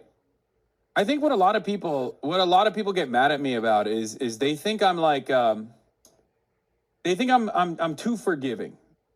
Okay? They think I'm too forgiving of people who they think I'm too forgiving of people who have done things in the past that are sometimes heinous, like. And we don't know. We don't know to the degree. Not to sound like a LARPer, but people will realize we need people with military experience if there was a violent revolution in this country. I mean, yes, but that's not even what we're talking about here. We have this combo every single month. Yes. Like, the thing that I find really funny about what Susan Collins said about Graham Platner's service, which, like, many leftists also ate up, okay, was, hold on. I gotta find this. Where is it? There was a really good analysis on it from a user named Ta-Nehisi Quotes.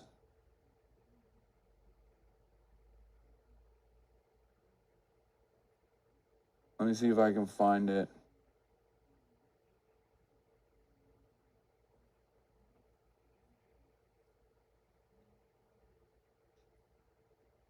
It was like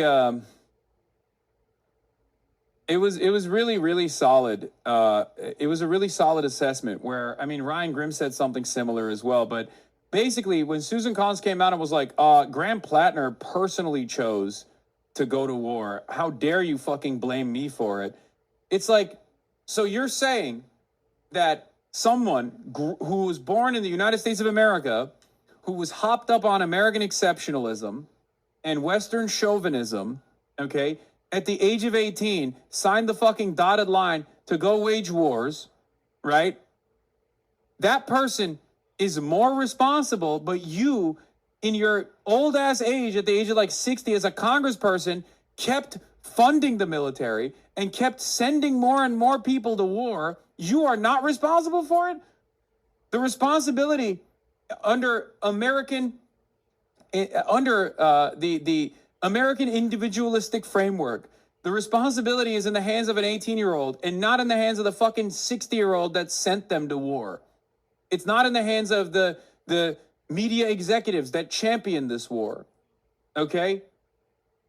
I find that so strange. It literally does not compute with my worldview.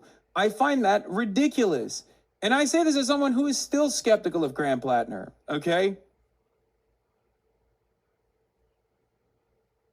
It's understandable to be skeptical of Graham Platner. Like, his argument is, you know, I did this, I was feeling disillusioned, but then I had no other, you know, I when you're in this system, when you're doing this, this is your job, okay? This is your job, and it's the only thing you know, and you can't do anything else. This is a huge problem with, like, you know, veteran groups in general, is to reintegrate them back into society and to turn them into reliable allies, to turn them into, like, anti-imperialists. This is a huge problem, and every single veteran in this community would fucking say the same shit, right?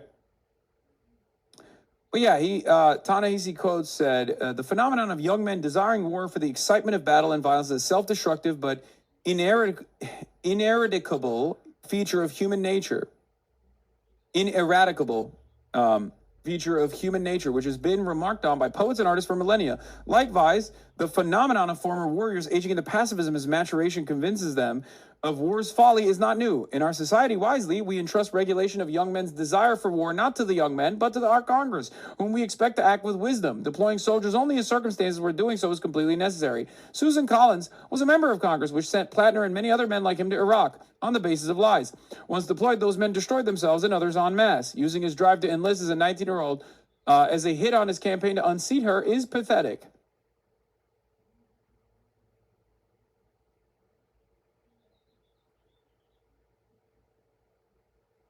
Are you for real skeptical of him, and is it just to please these psychos who don't believe people can change? No, I do believe people can change. It still doesn't matter. There is, like, still some... Dude. I do believe people can change. I do. But right now, he's running for office in a somewhat conservative state. I don't know how much of his communications on his campaign have been reflective of the tastes of the audiences, the masses that he's trying to win over to vote for him, and how much of it is his genuine perspective, or how much change has actually taken place. But I'm skeptical of all politicians regardless.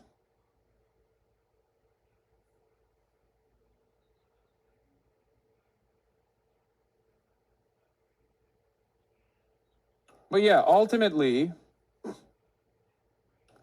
if you're a leftist in any way, shape, or form, and you hear Susan Collins say the exact same things that you've been saying, you should probably, you know, second guess your assessment a little bit.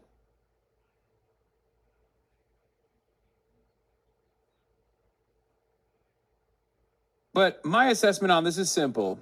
He's anti-Zionist and he's pro-Medicare for all. That's good. That's a pretty decent standard to set for politicians, many of which can't even clear that fucking low-ass bar, okay?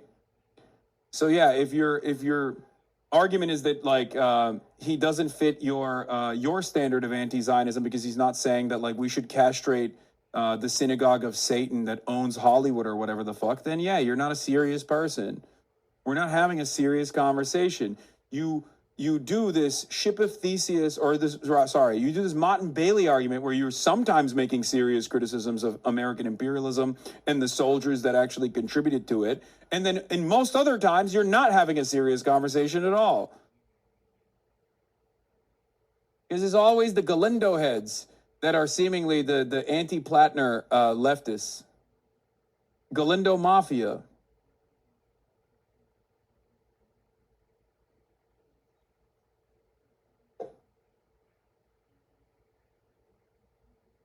Hasan doesn't like him because he doesn't understand why anyone would farm oysters. No, man, he did fucking still join Blackwater. Like, I have to be, like, unbelievably charitable. I have to be the most charitable person on the fucking planet beyond, like, what normal, regular levels of charitability. If you were to give me his background and you were to tell me, like, oh, this guy's a fucking combat veteran, literally was in the Marines, in the Army, and did security detail outside of fucking Abu Ghraib. He wasn't inside, to be fair, but still was, like, literally in the vicinity of Abu Ghraib. And also on top of that, left and in 2018 joined Blackwater to do diplomat security. And also, it turns out he had a fucking totem cough on his chest. I'd be like, what the fuck are you talking about? So yeah, on paper, not exactly great. But this, what he does with this, is really fucking good.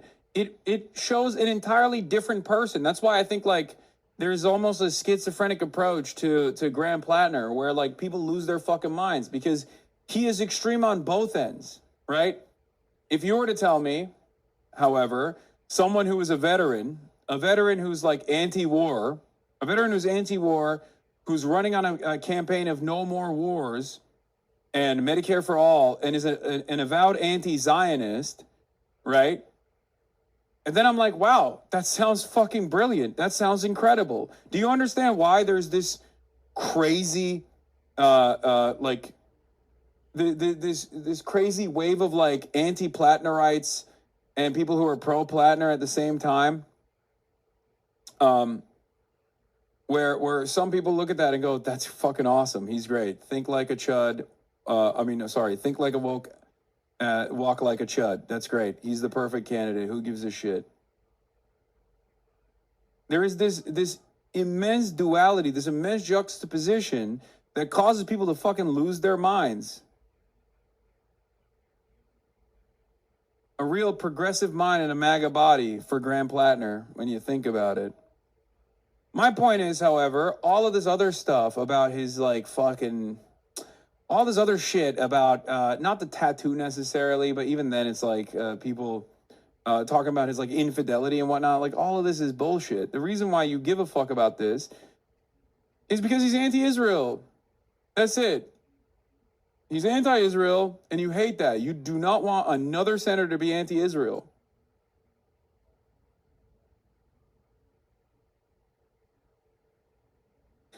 And the hilarious thing to believe is that 90% of this convo involves non-main voters. Yes. Yes. This person is right. The wife believes it's an invasion of privacy. The only part that matters here. In a statement released by the campaign, Ms. Gertner suggested that she'd been betrayed by Ms. McDonald, saying that she was deeply hurt and bothered by the invasion of our privacy. I confided deeply personal details about my marriage to someone I considered a friend, she said. I trusted this person with the most private chapter of our lives, the early days of our marriage before any campaign was on our mind. Our marriage today is stronger than ever before, she added. I know the man I married and the husband he has been to me on the best and worst days of my life. That hasn't changed and it won't.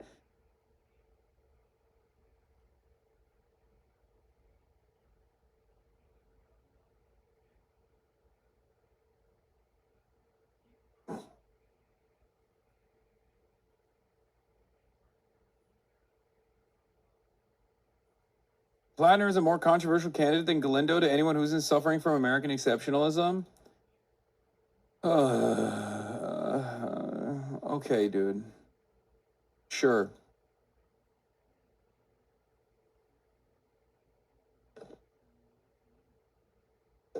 We live in America. Everyone is suffering from American exceptionalism to varying degrees. If you want to fucking hit me with that beam as well, go ahead.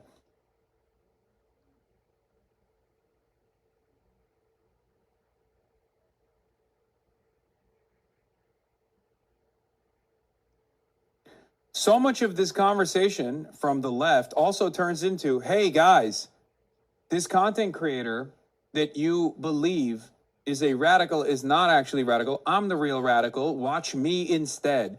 And a lot of people don't understand that, okay? Sure, there's a real conversation taking place on the basis of morality, on the basis of ideology, or at least that's what it seems like, right? That's what it feels like from afar. But you scratch that surface a little bit and you realize very quickly, no, it's just a game of people trying to generate market share for their own fucking business. That's the way they operate, at least. And some of you get duped by it. A lot of people get duped by it. I'm pretty fucking transparent. I have a more complex, a more nuanced approach to this issue. But you can always say, dude, nuance on fucking baby murder. That's what you can say and then move on.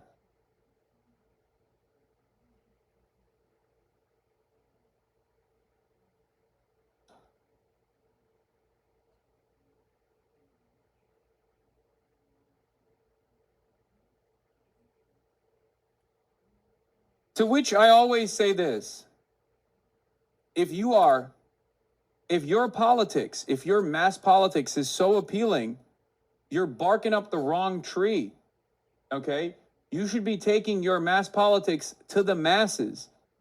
You should be converting the masses, not trying to fucking, not trying to come into this community and be like, nope, I'm only going to fight people who are closest to me ideologically. I've been told by numerous up-and-coming leftist creators that once we get rid of you, they'll form the real Vanguard Party with their channel and we can fix everything. I know. Everybody always wants to form the Vanguard Party, but no one actually wants to go to the masses. And when someone is going to the masses and trying to pull them to leftist politics, they go, nope, you're doing it wrong. I would be doing it in your stead in a much better, much more successful way. And it's crazy to me because it's like, okay, well, you have the opportunity. And the only method that you have shown so far is critiquing what I'm trying to do. That's why it's always funny when people go, oh, he's like, he's bastardizing Lenin. How dare you? It's like, dude, the average American thinks Lenin is has killed 700 guerrillion people. What are you talking about? Like, there is no introduction to Lenin to the average normie that goes, well, I do have a lot of reverence for Lenin. I'm an HVAC small business owner, and I love Lenin. And now that I've encountered this revisionist piece of shit, HASANABI Piker, I'm desperately seeking out someone who is a more honest advocate of Lenin's revolution.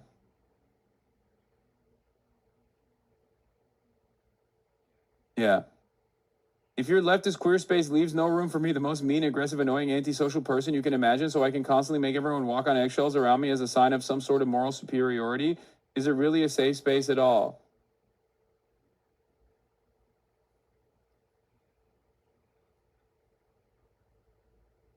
I want to see the vanguards writing the policy they want to enact first, like build and buy a new bureaucratic system.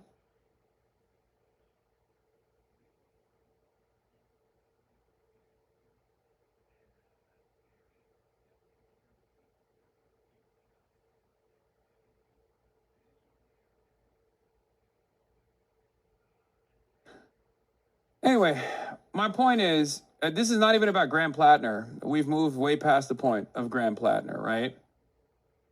Like, this is more about like a critique of electoralism, right? Where a lot of people say, I'm a tailist, I'm an opportunist, I'm engaging in entryism, I'm engaging in electoralism, and electoralism must be abandoned in order for the revolution to take root. I've been pretty open about my theory, right? My goals. Very open about it. I have no loyalty to any party whatsoever. I do have loyalty to certain policies, to advancing people's material conditions, to make their lives a little bit more livable, while in the process of trying to foment class consciousness to the best of my ability in an unbelievably reactionary country that is the imperial core, where masses self-identify as liberals, even if they are not necessarily liberal, right? And electoralism has been a successful route to foment class consciousness and to also start people on the journey of political education. Bernie Sanders' 2016 insurgency was a real proof of this concept. Many of the people who now shit on Bernie on a daily basis or shit on me on a daily fucking basis, and I have my criticisms of Bernie Sanders as well, actually started their ideological journey through Bernie Sanders. So they don't even fucking recognize that in their own personal experience, electoralism played a major role. And right now, we're at the precipice of something genuinely different than what we've had before, where you have self-identifying democratic socialists running and winning in spite of all the hurdles thrown their fucking way. And there are still naysayers to the left that are going, no, they're all liberals. They're all fucking, they're not even like social democrats. They're all fucking libtards. They're all Zionists. They're all genociders. Fuck them.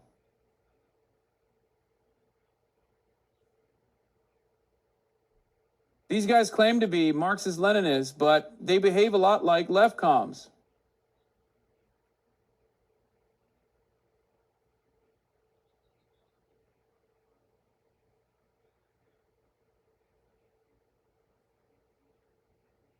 Because on the other side of tailism are those who engage in the other side of opportunism, frontism.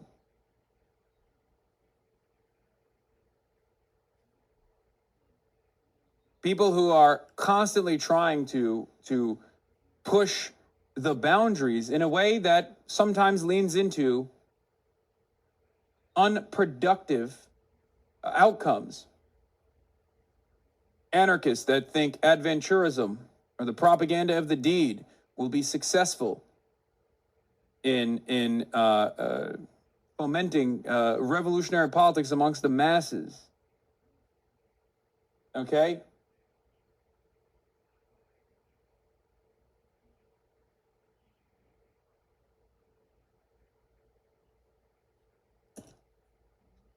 You always have to have a pragmatic approach. That's my assessment. You always have to make sure you have a decent understanding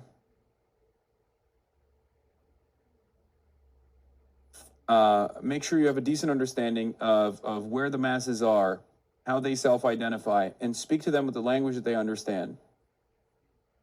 I'm constantly working to expand the permission boundaries,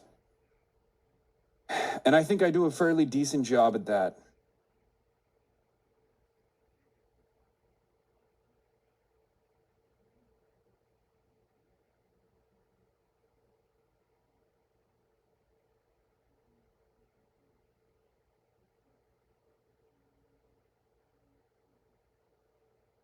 So yeah.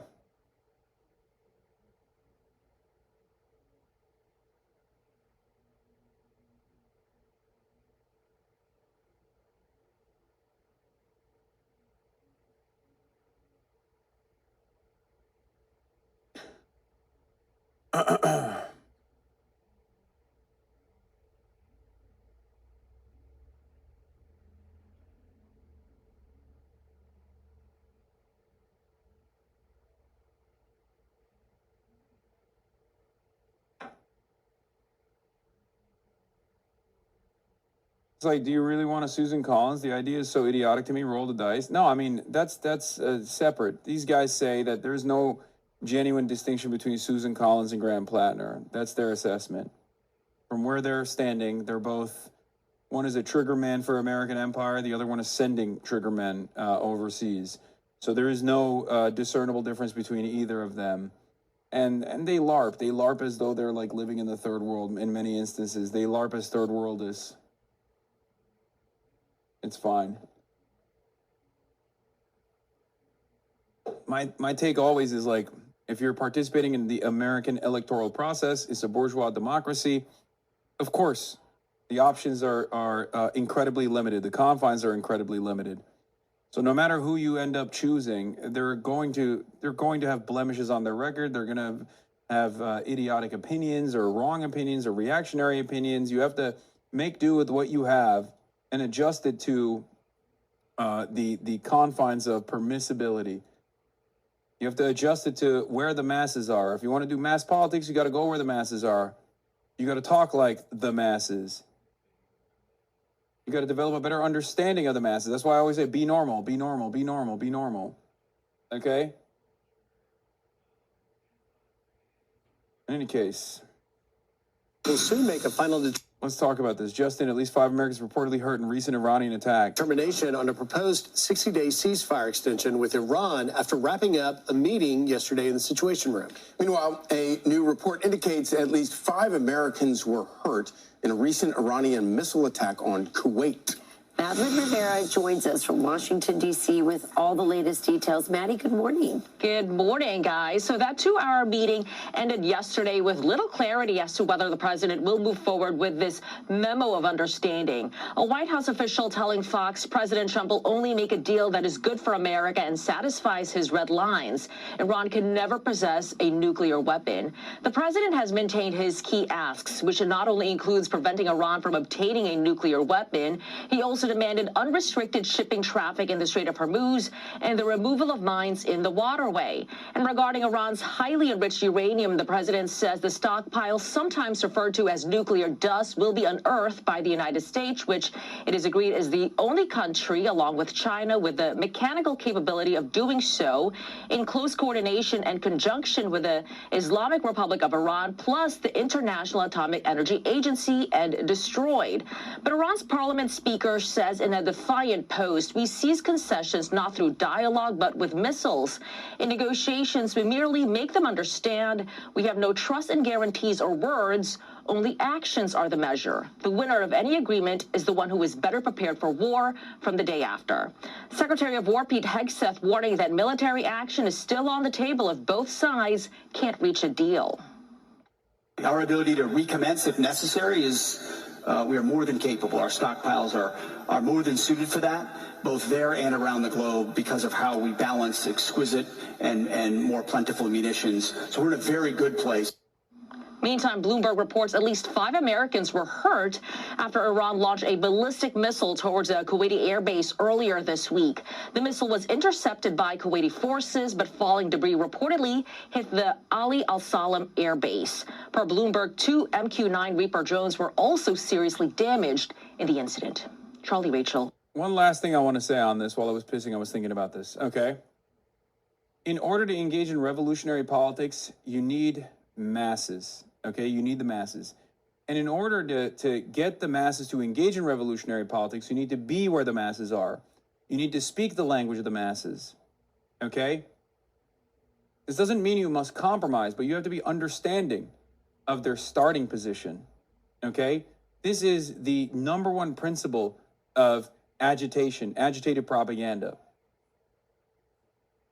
If you reach the masses and you don't speak their language, or if you reach the masses, if you go to where they're at and you don't speak to their needs, and you speak as though they're already class conscious, without trying to understand where they're coming from, without being charitable, without demonstrating empathy, without keeping in mind the profound impact of social conditioning when you speak to them, you are never going to achieve the results that you want to achieve. Okay? You have to speak to their needs, and you have to offer solutions, and you have to be always cognizant of their shortcomings, their setbacks, their ideological blinders.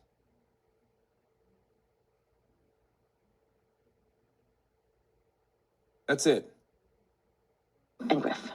All right, Maddie. Thanks, Maddie. Very much. Be sure to like and subscribe for all the Fox News latest on YouTube. Another dawn, another day of motionless vessels on the Strait of Hormuz. And another day of these ships waiting for some movement from either Washington or Tehran to end the war for good. The ceasefire is a done deal that everyone agrees on the price for both sides, but the U.S. and Trump in particular just seem politically incapable of taking it. He's been fully BB-fied and adopted the strategy of, if other options are bad, just delay perpetually until something changes or opens up. Unfortunately for Trump, he's much more of a coward than Bibi and is unwilling, it seems, to perform the mischief that would change the situation. Where does that leave us? We are waiting for another round of money molestation via oil markets, methinks, says Noah Colwyn.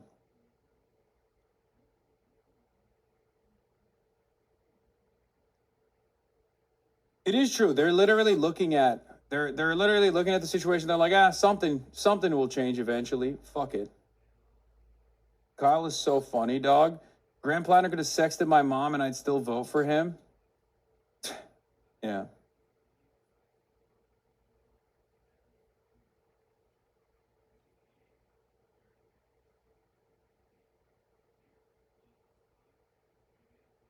And get this crucial economic waterway. You see a scenario where it kicks the can down the line for the next president? I don't think we don't make it to the next president if that's the case, chatter. Back up and running.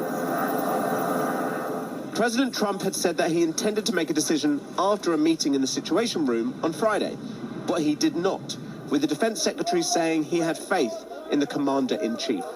I'm quite confident with this with our president, who makes nothing but great deals, that ultimately it'll be something he's proud to defend, that ensures that Iran, which everyone knows should not have a nuclear weapon, never does. It's believed. Yeah, I mean, there is a timeline here where the rubber meets the road. I've been saying this over and over again, okay?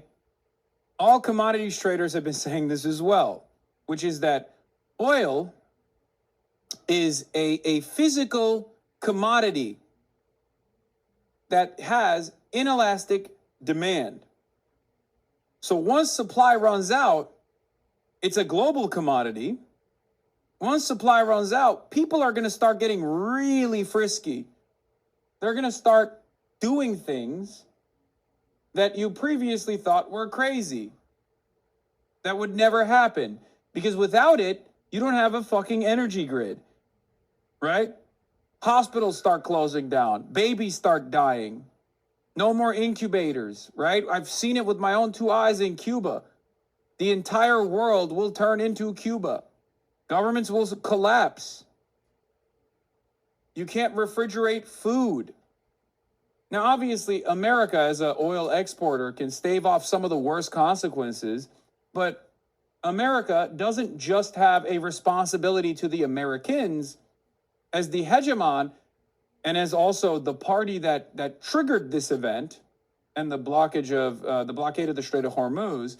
America has a responsibility to the rest of the world to fix the problem that they started.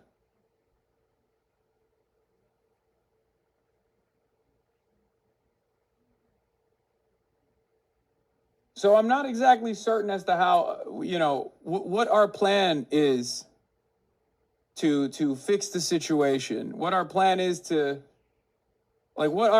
when push comes to shove, when the pedal hits the metal, when the rubber meets the road. Any deal would extend the ceasefire for 60 days and start talks on the future of Iran's nuclear program. At a pro-regime rally in... Yeah, here is Robert A. Pape, Mr. Escalation Ladder himself, saying everyone should read what Senior Vice President of Exxon, Neil Chapman, says about the oil price surge coming in 2 to 3 weeks. The next wave of the energy shock is approaching fast.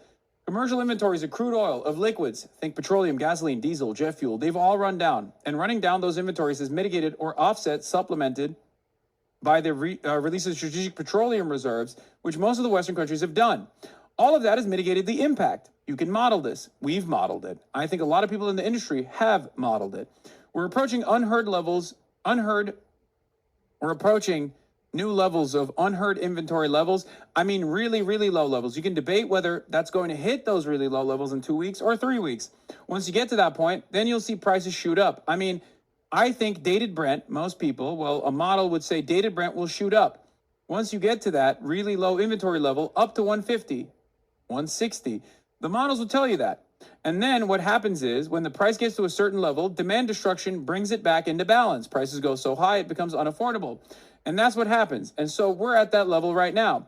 And I think crude being in this sort of $90 to $110 for the last, whatever it is, 6 weeks, has really been mitigated by running down inventories.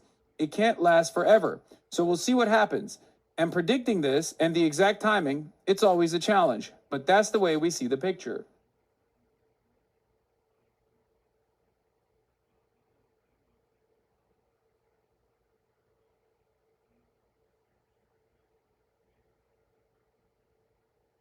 So everyone has been holding on to their strategic reserves and just releasing their strategic reserves with the hopes that Trump won't be so crazy that he'll continue this fucking blockade for an extended period of time. Well, Trump is that guy. He is crazy enough. So what happens when the strategic oil reserves are tapped out? Because they're nearing levels, nearing red alert levels already. Tehran, Iranians voice skepticism. Trump has constantly mentioned a potential deal for weeks to no avail, and given the Americans have attacked Iran in the middle of negotiations before, distrust of the US president prevails. First of all, this is not just my view. The whole world is saying that he is a crazy, stupid person. He does not stand by his word. He is a complete liar and a low person, and he only talks nonsense. We don't pay attention to what he says, and we continue our own work. It was just last Saturday that Marco Rubio said there was good news to come, and Trump said the agreement had largely been negotiated, before later saying he wasn't yet satisfied. The president's shifting narrative has been criticized, and the framework on the table does not match his stated objectives when he launched the war on February the 28th. Yes, he discussed nuclear weapons then, but he also spoke of regime change and Iran's missile capabilities, and the Strait of Hormuz was never mentioned. Part of the problem, of course, is that the United States, when it started off these negotiations or started off this entire process, it thought that the Iranian... Look who it is, bro. We're watching Channel 4, and who do they got? Who do they got on Channel 4? Were going to collapse within 4 days. So he never really thought that this public posture and public negotiation would be a problem. But that is one of the two biggest problems we have right now, which is that the negotiations are taking place too publicly, which is never helpful in situations like this. And secondly, the ball has been in the Iranian court for more than 10 days now. And the Iranians want any potential deal to include peace in Lebanon, where Israeli forces continue to advance in their war against Hezbollah, despite a ceasefire being in place. If there's continued slaughter and bombing of Lebanon, the spillover risk is significant, and that can actually reignite the war between Israel and Iran. We've already seen how twice the war in Gaza and Lebanon has spilled over into Iran. And the Iranian objective here is to truly end the war, not just have a pause, not have a porous ceasefire that the Israelis can break at any time. President Trump hasn't headed off to Florida this weekend as he usually does, sticking close to the White House. He knows he needs some conclusion because in this election year, the conflict is hugely unpopular. 2/3 of Americans say it was wrong to go to war. And the headaches are mounting for a president obsessed with his legacy after a federal judge ordered the removal of Trump's name from the Kennedy Center in Washington, D.C. In response, an irate president wrote, "Unless I am free to do what I do better than anyone else, I have no interest in continuing what could only be a hopeless journey into Never Never Land." He just straight up got butthurt over the Kennedy thing, where they were like, yeah, the Congress has to name it, and Congress has to rename the Kennedy Center if you want to rename it. And he lost his dang mind. He wrote one of the longest fucking screeds I've seen him write. I think this literally might be the longest thing that he's written. Saying, oh, if you don't want me, then I'll leave, I guess. No, he's not threatening to resign, dude. Oh, fuck, I wish he would threaten us with a good time like that. But of course that's not the case. What he's threatening to do is just like fuck the world up further, okay? It's like, oh, if you don't give me what I want, I'll molest the money further. I'll molest the money further. That speaks volumes about Trump on Iran too. That when the president doesn't get his way, you can do he about loses it. interest. And the vessels on the Strait of Hormuz are left to wait for the president to refocus his attention on their ongoing plight. Now to the uncertainty about whether the war with Iran will reignite. The White House says it's working toward a deal with Iran that would extend the ceasefire for another 60 days, but no final decision has been made. Overnight, at a security conference in Singapore, Defense Secretary Pete Hegseth said the U.S. is more than capable of restarting the war, but expressed confidence that President Trump could reach a deal with Iran. Olivia Gazis joins us now from Washington, D.C., another Princeton alum. Olivia, good morning. Yeah, good morning, Adriana. President Trump met with top advisors for more than 2 hours in the Situation Room Friday in order to make a final determination on Iran. But officials have not said whether a deal was reached or is even close. They're very good negotiators. They're crafty. President Trump on Friday seemed to stop short of sealing a deal with Iran he earlier said would dismantle Tehran's uranium stockpile and fully reopen the Strait of Hormuz. The lack of agreement raising the specter of fresh military strikes and elevated energy costs, which administration officials have downplayed. Look, for many families, it's not nothing, but it's been less than $200 in extra.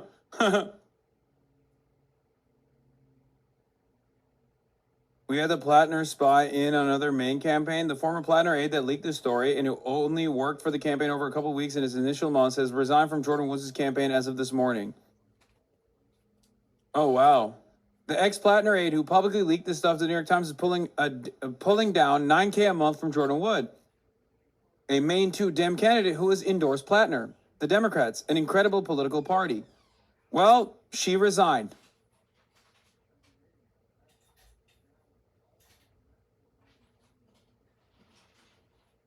I'm telling you, man, the Israel stuff is fucking crazy. I think people need to be extra skeptical of the way that anti-Israel candidates are covered. Okay? That's it. I mean, if you can do that for Maureen Galindo, you should be able to do that for Graham Platner too.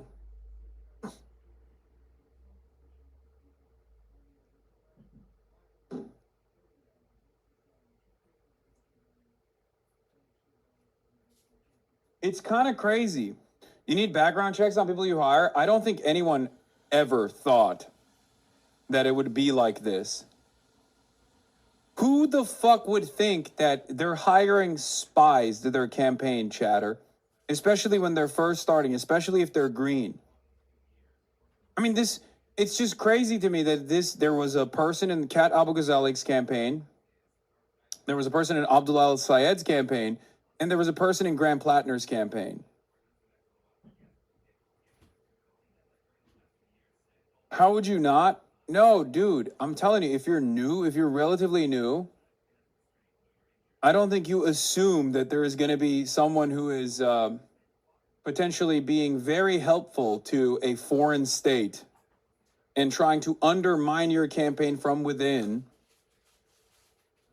I don't think people are that, I don't think people scrutinize to that degree. I think they just, because remember, these people, when they start off, they don't have that kind of motion.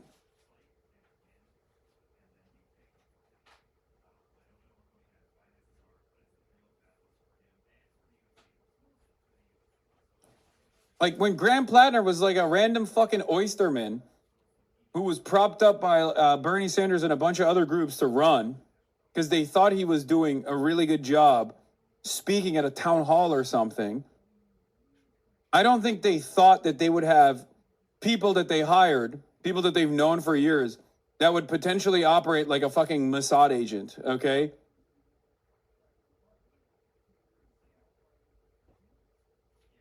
Going forward, though, yes, if you are a candidate, if you're running for office, you have to be, you have to scrutinize people extra hard. Because at the end of the day, Hasbara might be dog shit, but that doesn't mean all of the campaigns against critics of Israel are gonna be dog shit. Sometimes it's not gonna be dog shit. True. The gasoline cost. The diplomatic deadlock also deepening political problems for the president, with midterm elections now just 5 months away. I'd imagine if you could have timed things perfectly, having a conflict just in front of the midterm elections at a time like this isn't ideal. So if you wanted to play that game, then you would wait till the midterms are over, and then the following hour, you'll attack Iran because they cannot have a nuclear weapon. Administration officials argue continued economic pressure through an ongoing blockade and new sanctions on Iran could force it back to the table. There's 3 scenarios. We had the deal. We don't have the deal, but we just maintain the blockade and we keep squeezing them. And I think every day that goes by, much worse for them. Or we go back to kinetic action. But as talks have stalled, U.S. intelligence sources say Iran has wasted no time in trying to rebuild some of its missile and drone systems. Iran has historically had the largest missile arsenal in the region, as well as its drone capabilities. So Iran will certainly use any prolonged negotiation to rebuild its capabilities and its leverage. It is unclear at this hour whether talks are ongoing. A White House official said President Trump will only make a deal that is good for America and satisfies his red lines. Iranian officials have said that they have, quote, no trust in guarantees or words. Adriana? Olivia Gazas, thank you. And developing this morning, tensions escalating once again outside of an immigration detention facility in New Jersey. Protests have been going on outside Delaney Hall in Newark for more than a week now, with ICE agents clashing with protesters. And John D. Yeah, this is where we're going to be headed in a little bit. But the situation at Delaney Hall is pretty insane, and it's only gotten worse. Delaney Hall is a private prison facility, a for-profit prison facility run by GEO Group, a private prison business. And the conditions inside of Delaney Hall are heinous, immoral, awful, and the people that are inside of the detention facility, the immigrants that are being kept inside of the facility, have gone on a hunger strike, and also on top of that, they have started participating in a labor strike as well. Now, you might be thinking, why is there a labor strike at all? Like, how does this work? Well, GEO Group actually puts to work the people that they are imprisoning to maintain the prison itself, right? To do the janitorial stuff, to work in the kitchens and whatnot. And it's just slavery. These are people who have been living on U.S. soil, awaiting their court date, and then sometimes going to their court date and showing up and then getting kidnapped by masked thugs of the state. And now, of course, all of the right-wing shitheads are there. Cam Higbee was caught on video walking up to a group of protesters and pepper spraying multiple people outside of a Newark ICE facility. Then, as people reacted to being sprayed, an armed man pulled him away, telling him it's not worth it, it's time to go.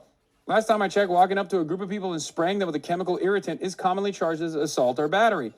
And then, after spraying the crowd, the video shows Higbee and the armed man running into the ICE facility while agents allowed them inside.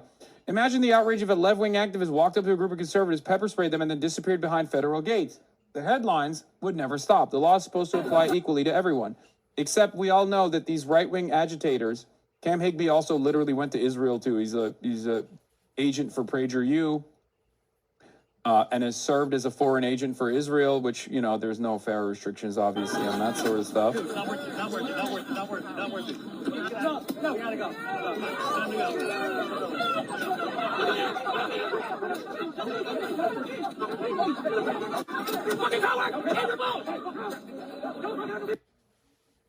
Proud Boys are also there today, this morning. They were doing a pro-ICE protest.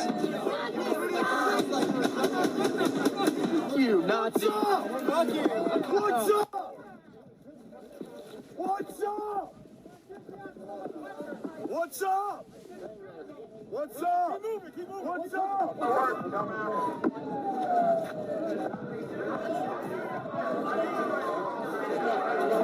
After what happened the last couple nights, I think Rebecca Sherrill should have, this is unpeaceful, she should have disbanded this whole thing. First Amendment, peaceful protest. This is bullshit protest, and it should be cleared out. This isn't right. The protests have been peaceful until you watching TV? That's real peaceful. Ask the state police how peaceful it is. I got hit in the head by a fucking piece of concrete. You guys are obstructing traffic, obstructing workers. You don't know what you're doing, okay? You have no clue what you're even fucking protesting. What are you saying? You fucking numbskull.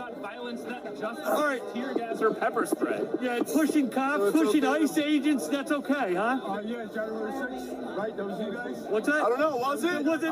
Were you there? Yeah, beating cops. All right, on January 6th, how many cops died at January 6th? How many? Zero. Who the fucking virus is? You motherfucker. Well, it's not peaceful. You can see that. It should be, Mikey Sherrill, I don't know if she listens to CBS. Oh, yeah? Okay. Hold on. I'm turning on the laptop camera and turning off the... Okay. All right. All right. Well, still, I don't want to be super late and be rude, you know? Okay.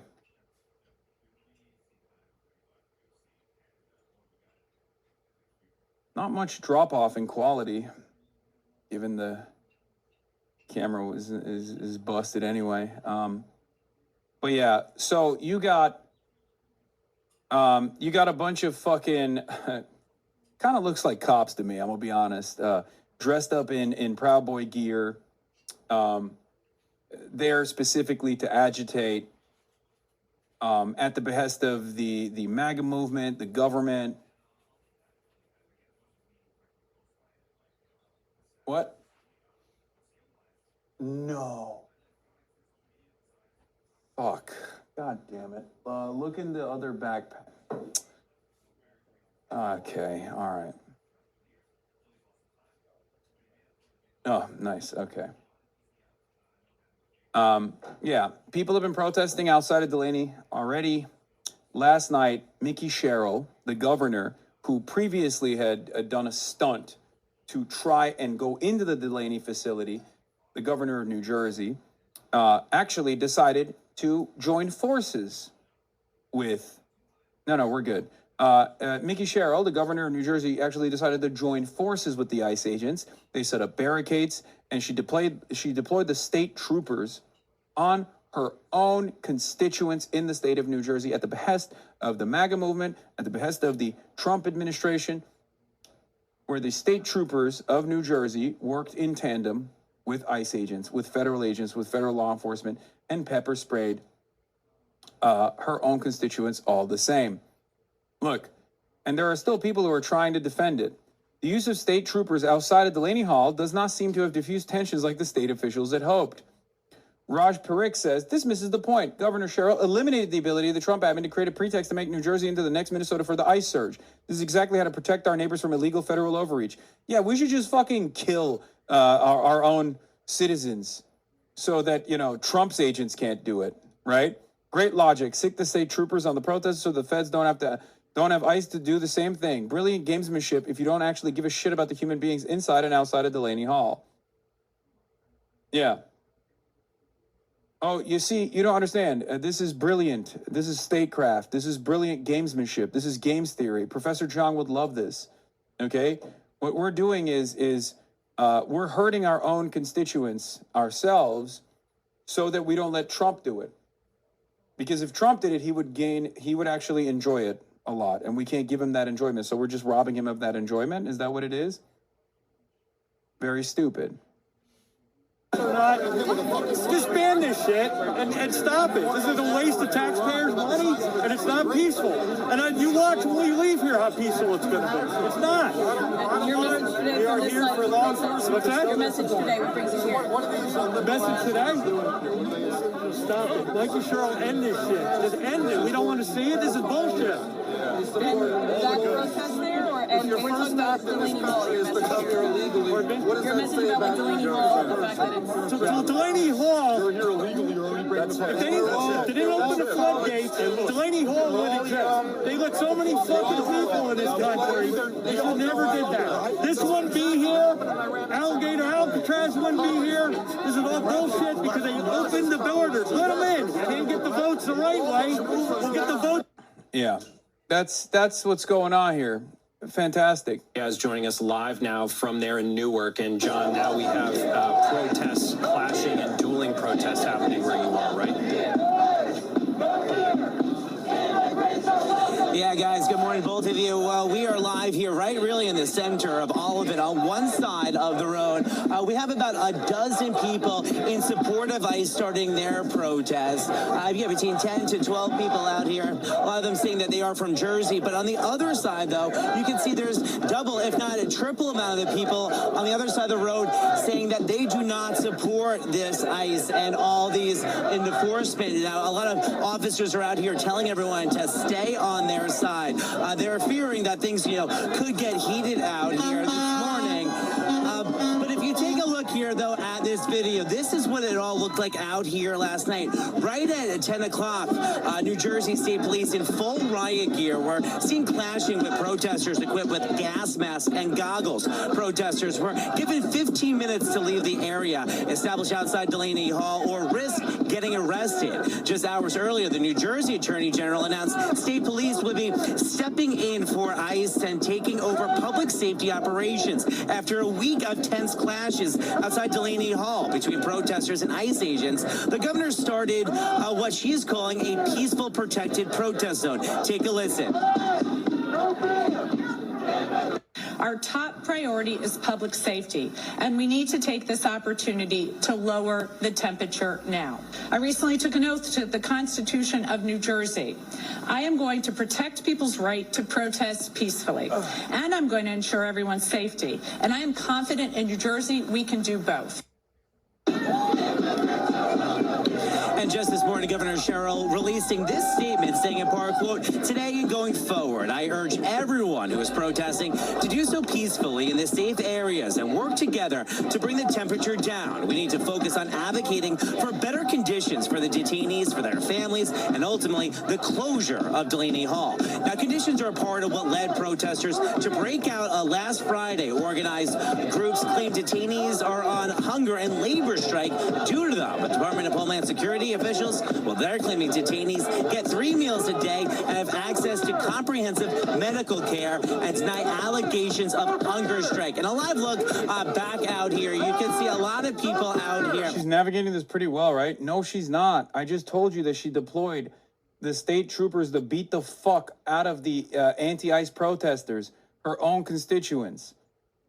The opposition in this circumstance is the incursion by the federal government, okay? The federal government is overreaching.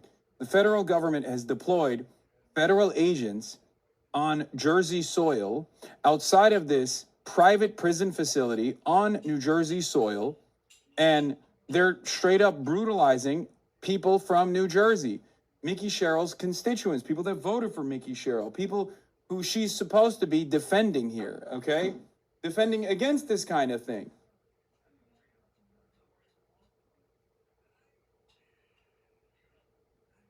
All right, we're ready to go. All right, we're going to move on now. We're going to move out right now, and I'll keep playing this for now. And we're going to be heading over to this. Wait, hold on, actually. Let me fucking call the Uber first.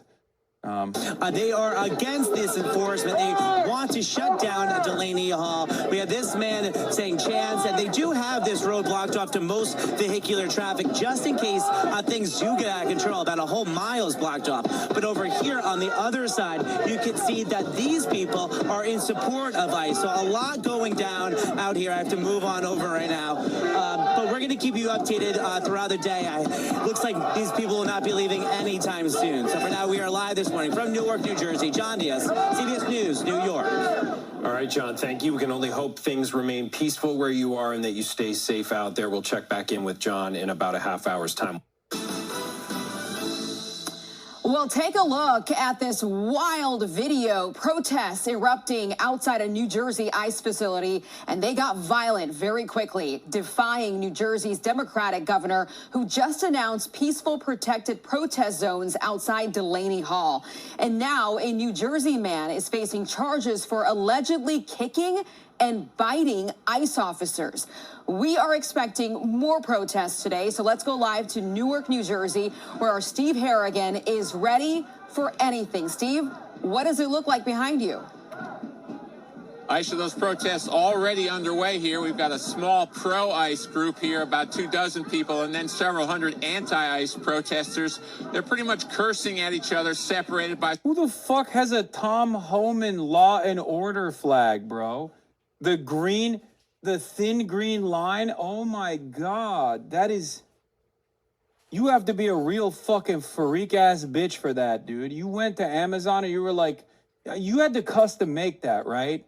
I suspect you had to make that custom. I love waving my fucking Tom Homan flag. That's just a Fed? Yeah, that has to be. some of those metal barricades. The goal over the past 24 hours was to set up a safe zone, this according to the governor, where people could protest peacefully. That did not happen last night. Instead, we saw state police march in after being unable to clear the road. They used shields and batons and then used pepper spray and flashbangs to try and clear the protesters out, about several hundred strong. This is what that scene looked like last night. Another explosion there of tear gas. It's clear these protesters were here to fight just around 10 p.m. Isn't it 65 degrees out? No. Cases and cases of water It's windy.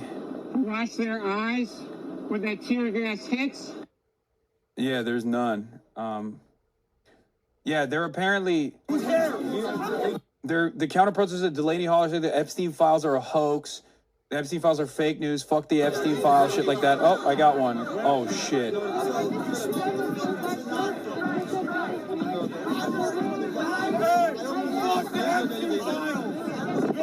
cares about the Epstein files, man. Hey, nobody cares. Good guys, dude. Just normal guys, you know what I mean? Just fucking good-ass guys, dude. Okay. Nobody cares about the Epstein files. Great. The Epstein files are a hoax. The Epstein files are fake news. Fuck the Epstein files. Fuck the Epstein files. Who cares?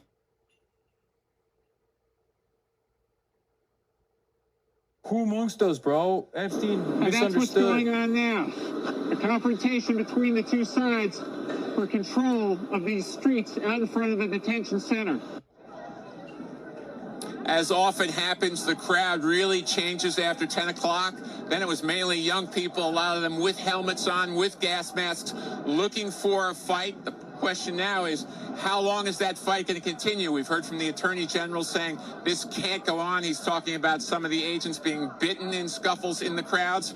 But it looks like they're gearing up for probably more trouble after dark here once again. Aisha, back to you. Okay, we know you will keep an eye on that very closely for us, Steve. Thank you very much. We'll come back to you live as soon as something happens. Meantime, listen to this. My administration will be working together with community members, faith leaders, advocates, and state police to help people move there today. Our top priority is public safety, and we need to take this opportunity to lower the temperature now.